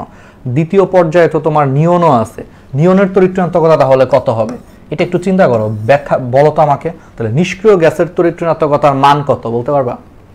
একটু বুঝার চেষ্টা করো। তড়িৎ ঋণাত্মকতা মানে কি? যে সমযোজী বন্ধনে অন্যের ইলেকট্রন যে শেয়ার করছে, সেই শেয়ারকৃত ইলেকট্রনকে নিজের দিকে টেনে নিয়ে যাওয়ার যে ক্ষমতাটা, এটাই হচ্ছে তড়িৎ ঋণাত্মকতা। এখন যে যত বেশি টান দিতে পারে অন্যের ইলেকট্রনরে নিজের দিকে মাস্তানি করতে পারে, তার তড়িৎ ঋণাত্মকতার মান হচ্ছে তত বেশি। এখন দেখো নিষ্ক্রিয় গ্যাসগুলা কিন্তু স্বয়ংসম্পূর্ণ, ওদের অষ্টকপূর্ণ, তাহলে ওরা নিজেদের ইলেকট্রন নিয়েই কিন্তু সন্তুষ্ট, ওরা কিন্তু অন্য কারো ইলেকট্রনের প্রতি ওদের কোনো লোভ নাই, কারণ ওরা এমনিতেই স্থিতিশীল, অষ্টকপূর্ণ। তাহলে ওদের কি দরকার আছে অন্য কারো ইলেকট্রনের জোর করে নিজের দিকে নিয়ে আসার? কোনো দরকার নাই। এই জন্য তার অন্য ইলেকট্রনকে নিজের দিকে কখনোই নিয়ে আসে না। এই জন্য নিষ্ক্রিয় গ্যাসগুলো হচ্ছে একেবারে ভালো মানুষ, তারা অন্যের ইলেকট্রনকে নিজের দিকে আনে না। এই জন্য তাদের তড়িৎ ঋণাত্মকতা হচ্ছে জিরো, কারণ তারা আনতেছে না তো কাউকে, কারণ ওরা নিজেরাই স্বয়ংসম্পূর্ণ। ওদের শেষ কক্ষপথ অষ্টকপূর্ণ আছে, এমনিতেই অষ্টকপূর্ণ আছে, ওদের কারো ইলেকট্রনকে জোর করে আনার কোনো দরকার নাই, তাই না? মনে করো একজন মানুষ অনেক বড় লোক, তার প্রচুর টাকা পয়সা আছে, ওর তো জোর করে মনে করো রাস্তার ধরো একটা ফকির ধরো ভিক্ষা করতেছে, তার কাছ থেকে জোর করে তো টাকা ওর পকেটে আনার দরকার নাই, কারণ ও ঠিক আছে, আল্লাহর রহমতে হচ্ছে সুখী, ওর মোটামুটি সবকিছু আছে, বউ বাচ্চা আছে, বেশ চলতেছে ফিরতেছে। আর আরেকজন মনে করো অনেক অভাবী মানুষ, বেচারা এখন 3 দিন ভাত পায় না, কারণ ওর সামনে যদি খাবার রাখো, ও এটা সৎ উপায়ে হোক বা অসৎ উপায়ে হোক, সে ওটা জোর করে হলেও সে ওটা নিবে, কারণ ওর খাবার দরকার। প্র্যাকটিক্যাল এক্সাম্পল আসলে চিন্তা করো, অনেক মানুষ দেখবে অভাবের তাড়নায় হচ্ছে তোমার ছিনতাইকারীর সাথে যুক্ত হয়। কেন যুক্ত হয়? কারণ বেচারা এখন কোনো কাজ পাচ্ছে না, ওরা কেউ কাজ দিচ্ছে না বা কোনো কাজ পাচ্ছে না, পেটে খাবার নাই, ভাত নাই, টাকা পয়সা নাই, কিছু নাই, তখন ও কি করবো? বাধ্য হয়ে তখন এই যে সব রাস্তায় নামছে, মানুষের টাকা পয়সা ছিনতাই করে নিয়ে যাচ্ছে। বুঝতে পারছো? এটাই আর কি কাহিনী, আর কি অনেকটা এরকম। তো এই জন্য তড়িৎ ঋণাত্মকতার মান হচ্ছে 0। যাই হোক, তাহলে এগুলো হচ্ছে আমরা পারবো। এখানে আসো, তাহলে ইলেকট্রন আসক্তের তড়িৎ ঋণাত্মকতার মধ্যে পার্থক্যের একটা ছক আছে, এই ছক থেকে সব পড়ার দরকার নাই, খালি 4 নম্বর পয়েন্টে একটু পড়বা যে ইলেকট্রন আসক্তির মান ঋণাত্মক হয় নর্মালি, ঠিক আছে, নর্মালি ঋণাত্মক হয়। আর তড়িৎ ঋণাত্মকতার মান হচ্ছে তোমার নর্মালি ধনাত্মক হয়। যেমন ওই যে লিথিয়াম হচ্ছে 1, তারপর একটা 1.5, তারপর একটা 2, তার মানে সবগুলো পজিটিভ হয় আর কি। তাহলে সবগুলো হচ্ছে পজিটিভ মান হয়, এইটুকুই খালি মাথায় রাখবা, আর কিছু দরকার নেই। ঠিক আছে, তাহলে পারা যাবে। এখন আসো কিছু বেসিক জিনিস পর্যায় সারণীতে। ঠিক আছে, পর্যায় সারণীতে সবচেয়ে বেশি সক্রিয় ধাতব মৌল হচ্ছে তোমার ফ্রান্সিয়াম। পর্যায় সারণীতে সবচেয়ে বেশি সক্রিয় ধাতব মৌল হচ্ছে ফ্রান্সিয়াম, কিন্তু ফ্রান্সিয়াম হচ্ছে আবার তেজস্ক্রিয় মৌল। এই জন্য স্থায়ী মৌলের মধ্যে সর্বাধিক সক্রিয় ধাতু হচ্ছে তোমার সিজিয়াম পর্যায় সারণীতে। ঠিক আছে, এটা একটু মাথায় রাখবা। আর পর্যায় সারণীতে হচ্ছে তোমার 6টা মৌল আছে, এদের ধর্মগুলা হচ্ছে তোমার ধাতু এবং অধাতু এই দুটার মাঝখানে। এদেরকে হচ্ছে সেমি মেটাল বা মেটালয়েড বা অপধাতু বলা হয়। কি কি? ওই যে বোরন, এটাও আগের ক্লাসগুলোতে বলছি, boron, silicon, germanium, arsenic, antimony, tellurium, এই 6টা হচ্ছে অপধাতু বা মেটালয়েড বা সেমি মেটাল। খুবই ইম্পর্টেন্ট, 5 স্টার পরীক্ষায় কিন্তু মেডিকেল আসবে। নিচের কোনটা অপধাতু বা অর্ধধাতু বা সেমি মেটাল বা মেটালয়েড কোনটা? তাহলে boron, silicon, germanium, arsenic, antimony, tellurium. ঠিক আছে, আর সবচেয়ে বেশি সক্রিয় ধাতব মৌল ফ্রান্সিয়াম, কিন্তু ফ্রান্সিয়াম তেজস্ক্রিয় মৌল। এই জন্য তেজস্ক্রিয়টাকে যদি আমরা বাদ দিই তাহলে স্থায়ী ধাতুগুলোর মধ্যে সবচেয়ে সক্রিয় হচ্ছে সিজিয়াম। আচ্ছা, এখন আসা হচ্ছে তাহলে এখানে কিছু জিনিস আয়নীকরণ শক্তির কিছু ব্যাপার আছে, এগুলো হচ্ছে পড়বা। আচ্ছা, আমাকে বলো তো তাহলে ধাতু সমূহের যে সক্রিয়তা, আচ্ছা ধাতু সমূহের যে সক্রিয়তা সেটা বলো তো উপর থেকে নিচের দিকে নামলে কি হয়? এটা হঠাৎ করে পরীক্ষায় প্রশ্ন আসতে পারে যে ধাতুর সক্রিয়তা উপর থেকে নিচের দিকে নামলে হচ্ছে কি হয়, বাম থেকে ডানে গেলে কি হয়, হঠাৎ করে কিন্তু পরীক্ষায় চলে আসতে পারে। তো এগুলো কেমনে অ্যান্সার করবা দেখো, জাস্ট বুঝার চেষ্টা করো। দেখো, একটা ধাতু হচ্ছে তোমার সোডিয়াম, সোডিয়াম হচ্ছে একটা ধাতু, তার নিচে আছে হচ্ছে পটাশিয়াম, তার রুবিডিয়াম, সিজিয়াম, ফ্রান্সিয়াম। তাহলে ধাতুর ক্ষেত্রে আমরা জানি যে উপর থেকে নিচের দিকে নামলে হচ্ছে আকার বড় হয়। ঠিক আছে, ফাইন। তাহলে এখানের মধ্যে সবচেয়ে বড় আকার হচ্ছে ফ্রান্সিয়ামের। ধরো ফ্রান্সিয়ামের আকার হচ্ছে সবচেয়ে বড়, আমি র্যান্ডমলি দিতেছি যে অনেক বড় আর কি আকার। ঠিক আছে, এটা 2, এটা 3, দাঁড়াও, এটা 3, 4, 5, 6, 7। ফ্রান্সিয়ামের কক্ষপথ হচ্ছে 7টা। ঠিক আছে, 1, 2, 3, 4, 5, ওই তো 7টা আর কি। যদি আমি আরও আঁকতে চাই, ঠিক আছে, আরও যদি বড় করে আঁকি, এরকম 7টা। ঠিক আছে, ফ্রান্সিয়ামের 7টা। তো তুমি একটা জিনিস চিন্তা করো, তাহলে উপর থেকে নিচের দিকে নামলে আকার যত বড় হয়, অর্থাৎ কক্ষপথ যত বেশি হয়, তখন দেখো শেষ কক্ষপথটা নিউক্লিয়াস থেকে কিন্তু অনেক দূরে সরে যায়। অনেক দূরে সরে যাওয়ার কারণে ধাতুর পক্ষে তখন সেই শেষ কক্ষপথের যে ইলেকট্রনটা সেটাকে খুব সহজেই সে ত্যাগ করে দিতে পারে। আচ্ছা, ধাতুর সক্রিয়তা বলতে কি বোঝায়? ধাতুর সক্রিয়তা হচ্ছে ধাতু কি করে, আগে আমার এটা বলো।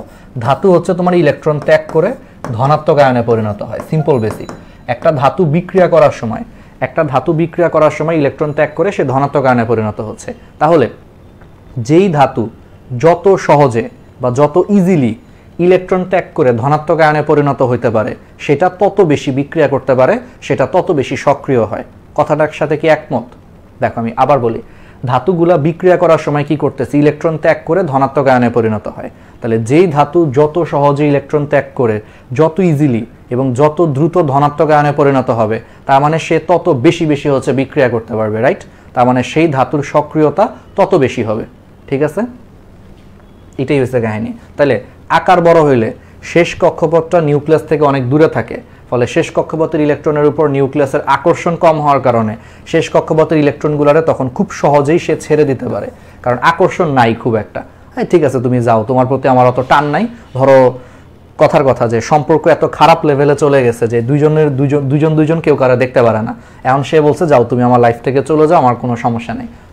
মানে এখন কিন্তু ওর জন্য ওকে ছেড়ে দেওয়া একবারে ইজি, কারণ ভাই ও তিক্ত সম্পর্কের মধ্যে আছে, টক্সিক হয়ে গেছে রিলেশনশিপ, মনে করো এরকম আর কি ব্যাপার, যে দূরত্ব বাড়তে বাড়তে এত বেশি দূরে চলে গেছে যে এখন শেষ কক্ষপথের উপর নিউক্লিয়াসের আকর্ষণ খুবই কম। তো খুবই কম হওয়ার কারণে সে খুব সহজেই ওকে ছেড়ে দিতে পারে। তার মানে খুব সহজেই সে তাকে ছেড়ে দিতে পারার কারণে তার মানে সে খুব সহজেই ধনাত্মক আয়নে পরিণত হয়ে বিক্রিয়া করতে পারে, এই জন্য তার সক্রিয়তা বেশি। এই জন্য ধাতুর ক্ষেত্রে উপর থেকে নিচের দিকে নামলে আকার যত বড় হয় তার সক্রিয়তা তত বেশি হয়। এই জন্য গ্রুপ 1-এর ধাতুগুলোর মধ্যে সবচেয়ে সক্রিয় হচ্ছে ফ্রান্সিয়াম, সবার নিচে। কিন্তু ফ্রান্সিয়াম আবার ওই যে তেজস্ক্রিয় মৌল, বুঝছো? ফ্রান্সিয়াম হচ্ছে আবার তোমার কি তেজস্ক্রিয় মৌল।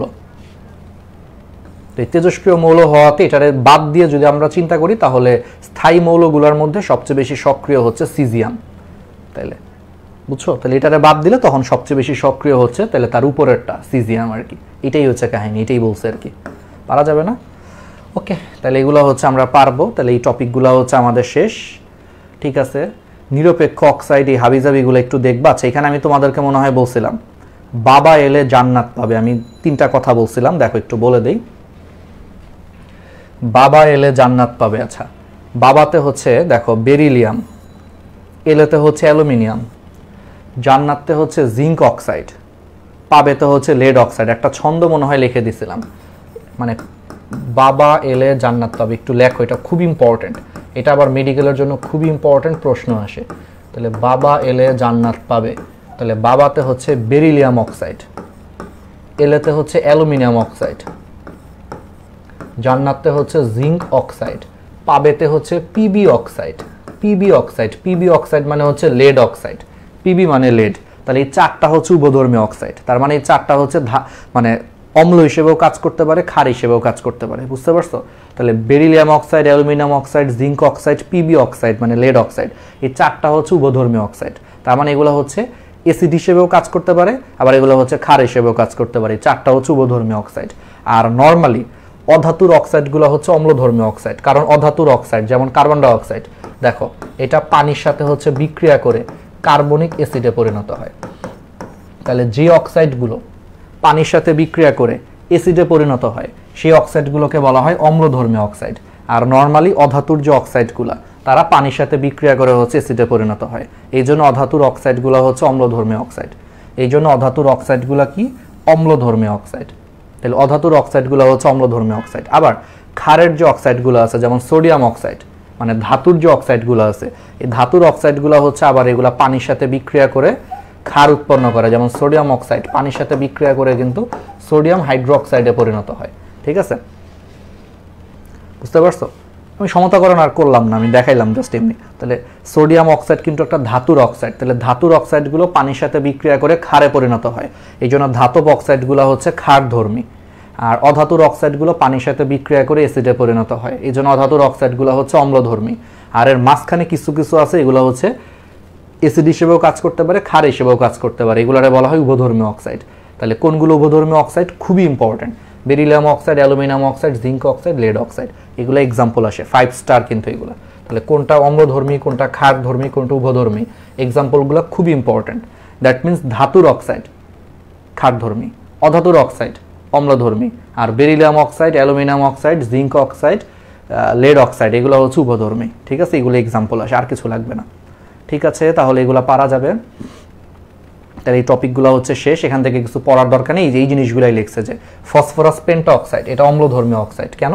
কারণ ফসফরাস হচ্ছে অধাতু, নিজেই বুঝতেছো ফসফরাস একটা অধাতু, এই জন্য ফসফরাস পেন্টা অক্সাইড হচ্ছে অম্লধর্মী অক্সাইড। যদি আরও জানতে চাও কেন, দেখো এটা পানির সাথে বিক্রিয়া করে ফসফরিক অ্যাসিডে পরিণত হয়, তাহলে পানির সাথে বিক্রিয়া করে অ্যাসিডে পরিণত হচ্ছে, তাহলে এটা অম্লধর্মী অক্সাইড। আবার সালফার ট্রাইঅক্সাইড এটা অম্লধর্মী অক্সাইড, কারণ সালফার হচ্ছে একটা অধাতু, এই জন্য অধাতুর অক্সাইড হচ্ছে অম্লধর্মী অক্সাইড। যদি তাও না বিশ্বাস করো, দেখো সালফার ট্রাইঅক্সাইড পানির সাথে বিক্রিয়া করে সালফিউরিক অ্যাসিডে পরিণত হয়, তাহলে পানির সাথে বিক্রিয়া করে সেই অ্যাসিডে পরিণত হচ্ছে, তাহলে অবশ্যই এটা অম্লধর্মী অক্সাইড। সেমভাবে সালফার ডাইঅক্সাইডও অম্লধর্মী অক্সাইড, কারণ এটা পানির সাথে বিক্রিয়া করে সালফিউরাস অ্যাসিডে পরিণত হয়। তারপরে ক্লোরিন হেপ্টাক্সাইড অম্লধর্মী অক্সাইড, কারণ ক্লোরিন হচ্ছে অধাতু, তাহলে অধাতুর অক্সাইড হচ্ছে অম্লধর্মী অক্সাইড। তাও যদি বিশ্বাস না করো, দেখো এই ক্লোরিন হেপ্টাক্সাইড পানির সাথে বিক্রিয়া করে পারক্লোরিক অ্যাসিডে পরিণত হয়। তার মানে সহজ কথা হচ্ছে, দেখো এই যে এটাই যা বলছি এটাই পরীক্ষায় আসে, তাহলে ধাতুর অক্সাইড হচ্ছে ক্ষারধর্মী, অধাতুর অক্সাইড হচ্ছে অম্লধর্মী, শেষ। আর এখন এখান থেকে হচ্ছে কিছু ব্যবহার আসে, খুবই খুবই খুবই ইম্পর্টেন্ট, খুবই খুবই খুবই ইম্পর্টেন্ট। ম্যাগনেসিয়াম অক্সাইড এবং অ্যালুমিনিয়াম অক্সাইড এগুলো হচ্ছে অটোমোবাইল ইন্ডাস্ট্রিতে হচ্ছে ইউজ করা হয়। অটোমোবাইল মানে হচ্ছে গাড়ি শিল্প, তাহলে গাড়ি শিল্প বা অটোমোবাইলের স্পার্ক প্লাগ, উচ্চ তাপমাত্রার ইলেকট্রিক্যাল হিটার, এই সমস্ত বৈদ্যুতিক যন্ত্রে হচ্ছে ইনসুলেটর রূপে magnesium oxide, aluminium oxide use করা হয়। খুবই ইম্পর্টেন্ট, এই 3-4টা লাইন থেকে প্রশ্ন আসে। এই সিলিকন ডাইঅক্সাইড অপটিক্যাল ফাইবারের প্রধান উপাদান হিসেবে ইউজ হয়, খুবই খুবই খুবই ইম্পর্টেন্ট। তাহলে এই যে 3-4টা লাইন আছে এগুলো হচ্ছে 5 স্টার। যে অপটিক্যাল ফাইবারের প্রধান উপাদান কোনটা? Silicon dioxide. বলতো সিলিকন ডাইঅক্সাইডের আরেকটা নাম আছে, এটাকে কি বলে বলতো? সিলিকা। কি বলে? সিলিকা। তাহলে সিলিকা বা সিলিকন ডাইঅক্সাইড এটা হচ্ছে অপটিক্যাল ফাইবারের প্রধান উপাদান, খুবই ইম্পর্টেন্ট। তারপরে দেখো হচ্ছে তোমার অধাতুর যে অম্লীয় অক্সাইড সেখান থেকে বাণিজ্যিক অ্যাসিড তৈরি করা হয়, যেমন sulphuric acid, nitric acid, phosphoric acid, এগুলো তৈরি করা হয় অধাতুর অক্সাইড থেকে, বুঝতেই পারতেছো। ওকে, তাহলে পারা যাবে এগুলা দেখবা। তাহলে আমাদের হচ্ছে পার্ট 1 শেষ। তাহলে আমরা আরেকটু আজকে আর হালকা একটু পড়ি, পার্ট 2টা পড়ি। দেখো আচ্ছা, আমি যে 4টা বললাম এই 4টা পরীক্ষায় সবচেয়ে বেশি আসে, বাট এর বাইরেও দেখো SnO2 স্ট্যানাস অক্সাইড, ঠিক আছে, স্ট্যানাস অক্সাইডও হচ্ছে তোমার উভধর্মী অক্সাইড। মানে যে 4টা বলছো এই 4টা হচ্ছে উভধর্মী, তার সাথে আরো আছে, আসলে এক্সাম্পল তো আরো আছে, কিন্তু এই 4টাই পরীক্ষায় সবসময় আসে আর কি, এই জন্য এটা দিয়ে আমরা একটা ছন্দ বানাইছিলাম। যাই হোক, তাহলে এগুলো হচ্ছে উভধর্মী অক্সাইড। দেখো যে beryllium oxide, aluminium oxide, stannous oxide, এটা দেখো লেড অক্সাইড, ঠিক আছে, এগুলো হচ্ছে উভধর্মী অক্সাইড। গ্যালিয়াম অক্সাইড উভধর্মী অক্সাইড, একটু দেখবা। ওকে, তাহলে পারা যাবে। তাহলে এগুলো আমরা অলরেডি পড়াইছি। দেখো আয়নীকরণ শক্তি, ইলেকট্রন আসক্তি, তড়িৎ ঋণাত্মকতা, এই তিনটাই আমরা কি বলছিলাম, বাম থেকে ডানে গেলে বৃদ্ধি পাবে, দেখছো, আর উপর থেকে নিচের দিকে নামলে হ্রাস পাবে। এই তিনটা মনে রাখবা, সেম। এগুলো একটু দেখবা, এগুলা দেখাইছি, এগুলা একটু বলছি, এগুলা দরকার নাই। তাহলে আমরা হচ্ছে কিছু বেসিকে চলে যাই। এটা তো আমরা অলরেডি জানি, একটা ধাতুর সাথে যখন একটা অধাতু রাসায়নিক বন্ধনে আবদ্ধ হয়, তাহলে একটা ধাতুর সাথে একটা অধাতু যখন রাসায়নিক বন্ধনে আবদ্ধ হয় তখন সেটা হচ্ছে আয়নিক বন্ধন হয়, কারণ ধাতুগুলো হচ্ছে ইলেকট্রন ত্যাগ করে। যেমন ধরো সোডিয়ামের সাথে যখন ক্লোরিন যুক্ত হয় কি হয়, সোডিয়াম ইলেকট্রন ত্যাগ করে ধনাত্মক আয়নে পরিণত হয়, আর ক্লোরিন হচ্ছে ওই যে ইলেকট্রনটাকে ত্যাগ করছে সেই ইলেকট্রনটাকে সে গ্রহণ করে ঋণাত্মক আয়নে পরিণত হয়। তারপরে ধনাত্মক আয়ন, ঋণাত্মক আয়ন হচ্ছে আয়নিক বন্ধনে আবদ্ধ হয়, তাই না? তাহলে একটা ধাতুর সাথে একটা অধাতু হচ্ছে সবসময় আয়নিক বন্ধনে আবদ্ধ হয়, আর একটা অধাতুর সাথে আরেকটা অধাতু হচ্ছে সবসময় সমযোজী বন্ধনে আবদ্ধ হয়। যেমন ক্লোরিন হচ্ছে একটা অধাতু, এই ক্লোরিনও আরেকটা অধাতু, তাহলে দুইটা ক্লোরিন পরমাণু দেখো যে ইলেকট্রন শেয়ার করে সমযোজী বন্ধনে আবদ্ধ হয়। তাহলে অধাতুর সাথে অধাতুগুলো হচ্ছে ইলেকট্রন শেয়ার করে সমযোজী বন্ধনে আবদ্ধ হয়, আর ধাতুর সাথে অধাতুগুলা ইলেকট্রন আদান প্রদানের মাধ্যমে আয়নিক বন্ধনে আবদ্ধ হয়। এগুলো আমরা জানি, ছোটবেলার বেসিক, এগুলো নিয়ে অত মাথা ঘামানোর কিছু নাই, তুমি পারবা। ঠিক আছে, ঠিক আছে। এবার আসা হচ্ছে তাহলে সমযোজী বন্ধন। তাহলে সমযোজী বন্ধন কি আমরা জানি যে অধাতব পরমাণু সমূহ দেখো প্রত্যেকে সমান সংখ্যক ইলেকট্রন যোগান দিয়ে, ঠিক আছে, ইলেকট্রন শেয়ার করে যে নিষ্ক্রিয় মৌলের মতো ইলেকট্রন বিন্যাস লাভ করে একটা বন্ধনে আবদ্ধ হয়, বন্ধনকে সমযোজী বন্ধন বলে। এগুলো আমরা জানি যে এখানে দেখো ক্লোরিনের শেষ কক্ষপথে ইলেকট্রন আছে 7টা, এই ক্লোরিনেরও শেষ কক্ষপথে ইলেকট্রন আছে 7টা। তো কি করলো, ও একটা ইলেকট্রন শেয়ার করলো, ও একটা ইলেকট্রন শেয়ার করলো। শেয়ার করার পরে এখন এই দুইটা ইলেকট্রন এই ক্লোরিনও শেয়ার করতেছে, আবার এই দুইটা ইলেকট্রন ও শেয়ার করতেছে। তাহলে এখন কিন্তু দুইটারই শেষ কক্ষপথে ইলেকট্রন 8টা হয়ে গেছে। তাহলে এইভাবে দুইটা অধাতুর পরমাণু ইলেকট্রন শেয়ার করে তারা অষ্টক পূরণ করে তারা হচ্ছে বন্ধনে আবদ্ধ হয়, এটাই হচ্ছে সমযোজী বন্ধন। ঠিক আছে, ওকে, তাহলে এগুলো পারা যাবে। ঠিক আছে, তাহলে আমরা এই জিনিসগুলো হচ্ছে দেখব। তাহলে পারবা না? এখন আসা হচ্ছে তোমাদেরকে একটা ছোট্ট জিনিস বলে, এগুলো আগের ক্লাসেও পড়াইছি, এই যে বন্ধন ইলেকট্রন, মুক্তজোড় ইলেকট্রন আর হচ্ছে বন্ধন জোড় ইলেকট্রন পড়াইছি কিন্তু তোমাদেরকে। মুক্তজোড় ইলেকট্রন কি, বন্ধন জোড় ইলেকট্রন কি বলছিলাম না, যে অ্যামোনিয়াতে কয়টা মুক্তজোড় ইলেকট্রন আছে, কয়টা বন্ধন জোড় ইলেকট্রন আছে।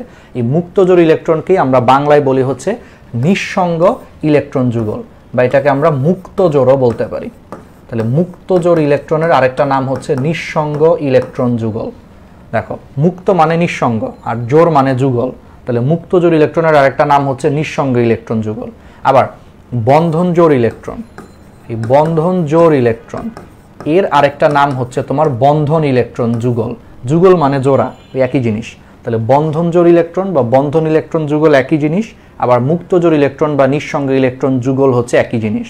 আচ্ছা, এটা কিভাবে কি আমি তোমাদেরকে আগের ক্লাসেও একবার বলছি, তাও আজকে আরেকবার বলে একটা জাস্ট কনসেপ্টের জন্য, যে অ্যামোনিয়াতে কয়টা মুক্তজোড় ইলেকট্রন আছে, কয়টা বন্ধন জোড় ইলেকট্রন আছে। এটা এমসিকিউতে হঠাৎ করে চলে আসতে পারে, মেডিকেলে হঠাৎ করে চলে আসতে পারে, বা এগুলো ভার্সিটিতে আসে, যে অ্যামোনিয়াতে কয়টা মুক্তজোড় ইলেকট্রন আছে, কয়টা বন্ধন জোড় ইলেকট্রন আছে। আমরা আজকে এটা বের করব।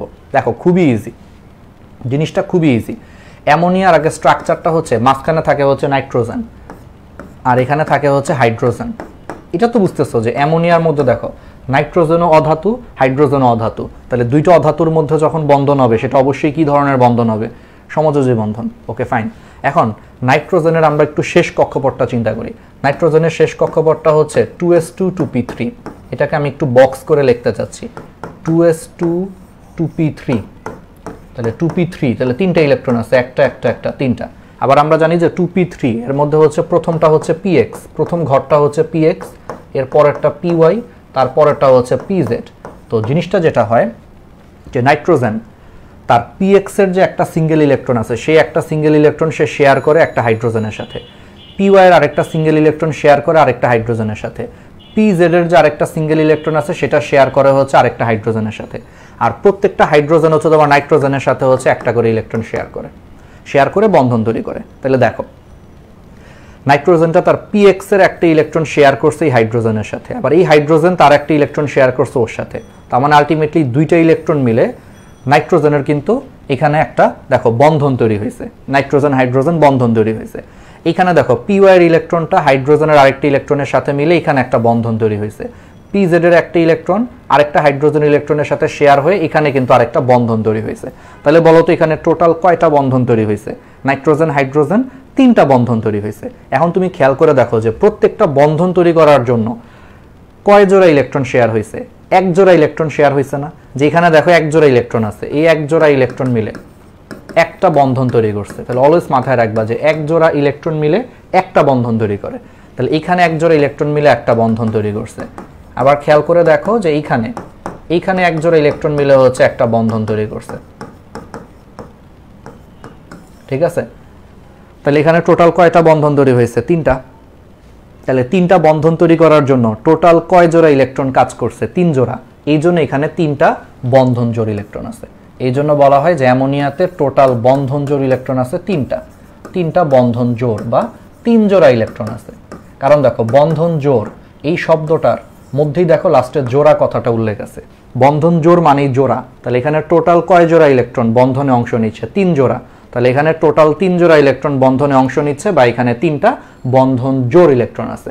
এই জন্য অ্যামোনিয়াতে তিনটা বন্ধন জোড় ইলেকট্রন বা বন্ধন ইলেকট্রন যুগল আছে তিনটা।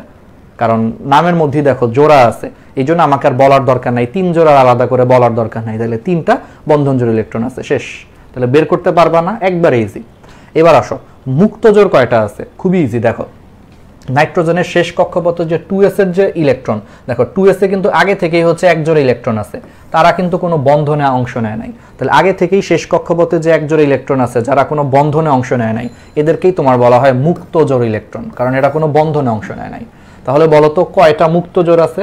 এক জোড়া বা একটা মুক্ত জোড় আছে, কারণ ওই যে নামের মধ্যেই জোড়া আছে। তাহলে একটা মুক্ত জোড় মানেই যে এক জোড়া ইলেকট্রন আছে। এই জন্য অ্যামোনিয়াতে একটা মুক্ত জোড় ইলেকট্রন বলি আমরা, আর তিনটা বন্ধন জোড় ইলেকট্রন বলি, ঠিক আছে? তাহলে বলো তো পানির ক্ষেত্রে জিনিসটা কি হবে? পানির ক্ষেত্রে জিনিসটা হচ্ছে তুমি নিজেই দেখো। পানির ক্ষেত্রে আমি এখন একটু বলি। পানির ক্ষেত্রে হচ্ছে 2s2 2p4, 2s2 2p4। তাহলে এখানে হচ্ছে জিনিসটা এরকম হবে, px py pz, জিনিসটা এরকম হবে 2p4 হইলে। তাহলে পানির ক্ষেত্রে দেখো, তাহলে py এর যে একটা সিঙ্গেল ইলেকট্রন সেটা হাইড্রোজেনের সাথে একটা ইলেকট্রন শেয়ার করে, pz এর একটা সিঙ্গেল ইলেকট্রন এই হাইড্রোজেনের সাথে একটা ইলেকট্রন শেয়ার করে। এই জন্য পানিতে হচ্ছে তোমার দুইটা হাইড্রোজেন অক্সিজেন বন্ধন আছে। তাহলে এই দুইটা বন্ধনের জন্য টোটাল দুই জোড়া ইলেকট্রন আছে, অর্থাৎ এখানে দুইটা বন্ধন জোড় ইলেকট্রন আছে। এবার বুঝছো? এই জন্য পানিতে হচ্ছে তোমার দুইটা বন্ধন জোড় ইলেকট্রন আছে। আর পানির ক্ষেত্রে দেখো অক্সিজেন হচ্ছে কেন্দ্রীয় পরমাণু। কেন্দ্রীয় পরমাণু মানে হচ্ছে যেটা মাঝখানে থাকে, অক্সিজেন। তাহলে অক্সিজেনের শেষ কক্ষপথে দেখো এখন আবার দুই জোড়া ইলেকট্রন আছে। দেখো 2s এ এক জোড়া আর এই যে px এর এক জোড়া, এই দুই জোড়া ইলেকট্রন কোনো বন্ধনে অংশ নিচ্ছে না শেষ কক্ষপথে। তাহলে এই দুই জোড়া ইলেকট্রন কোনো বন্ধনে অংশ না নেওয়ার কারণে পানিতে হচ্ছে তোমার দুইটা মুক্ত জোড় ইলেকট্রন আছে। এই জন্য পানিতে দেখো দুইটা মুক্ত জোড় আছে। আমরা এই জন্য লেখার সময় এইভাবে লিখতাম। তাহলে এবার কনসেপ্টগুলো কি ক্লিয়ার হয়েছে? এটা আমি আগের ক্লাসেও একবার বলছিলাম, তাও আজকে আরেকবার বললাম। এই জন্য পানিতে দুইটা মুক্ত জোড় আর হচ্ছে তোমার দুইটা বন্ধন জোড় ইলেকট্রন আছে। পারা যাবে না, এটাই হচ্ছে কাহিনী, আর কোনো নেই। তাহলে একবারে সুন্দর করে তোমরা হচ্ছে এই জিনিসগুলা পড়ে ফেলবা, ঠিক আছে? তাহলে আজকে এখানেই থাক। আমরা তাহলে আগামীকাল কিন্তু আড়াইটায় ক্লাস আছে, আগামীকালই তোমাদের হচ্ছে লাস্ট ক্লাস, ঠিক আছে? আগামীকাল আমরা চেষ্টা করব এই চ্যাপ্টারের বাকি জিনিসগুলো হচ্ছে শেষ করে দেওয়ার জন্য, কারণ এই চ্যাপ্টারে এরপরে পড়ানোর মতো জিনিস আছে হচ্ছে তোমার সংকরায়নটাই খালি একটু বুঝানোর জিনিস। সংকরায়নটা বুঝাইতে পারলে বাকিগুলো আর ওই অন্যগুলা ইজি। সংকরায়নটা জাস্ট একটু দ্রুত পড়ায় দিলে বাকিগুলো হচ্ছে তোমরা পারবা, ঠিক আছে? আর অত বাকিগুলো এরকম কিছু নাই। চেষ্টা করবো আগামীকাল হচ্ছে শেষ করে দেওয়ার জন্য আর কি। শেষ হোক বা না হোক, মানে আগামীকাল হচ্ছে দুপুরে ক্লাস কিন্তু, হ্যাঁ আগামীকাল হচ্ছে ক্লাস, কারণ আমি এর পরের দিন আসলে গ্রামে চলে যাবো। ঈদ বুঝোই তো, ঈদ তো আসলে চলে আসছে অ্যাকচুয়ালি। 29 তারিখে ঈদ হইলে কালকে হচ্ছে 26 তারিখ, তারপর আর মাত্র 2 দিন আছে, 27 28। তো ঈদের আর মাত্র 2 দিন, তো একটু বাড়ি চলে যাব 27 তারিখে। তো কালকে হচ্ছে 26 তারিখে আমরা হচ্ছে ক্লাসটা নিব দুপুরের দিকে 2:30টায়। ঠিক আছে, তাহলে সবাই হচ্ছে থাইকো, পড়াশোনা করো। এখন হচ্ছে একটু পরে 10টায় আমরা হচ্ছে তোমাদের ওয়ান শট এমসিকিউ ক্লাস নিব। সবাই হচ্ছে ক্লাসে থাকবা, ইনশাল্লাহ একটা সেরা একটা জিনিস হবে। তাহলে আল্লাহ হাফেজ, আসসালামু আলাইকুম। তাহলে ভালো থাকো, আল্লাহ হাফেজ।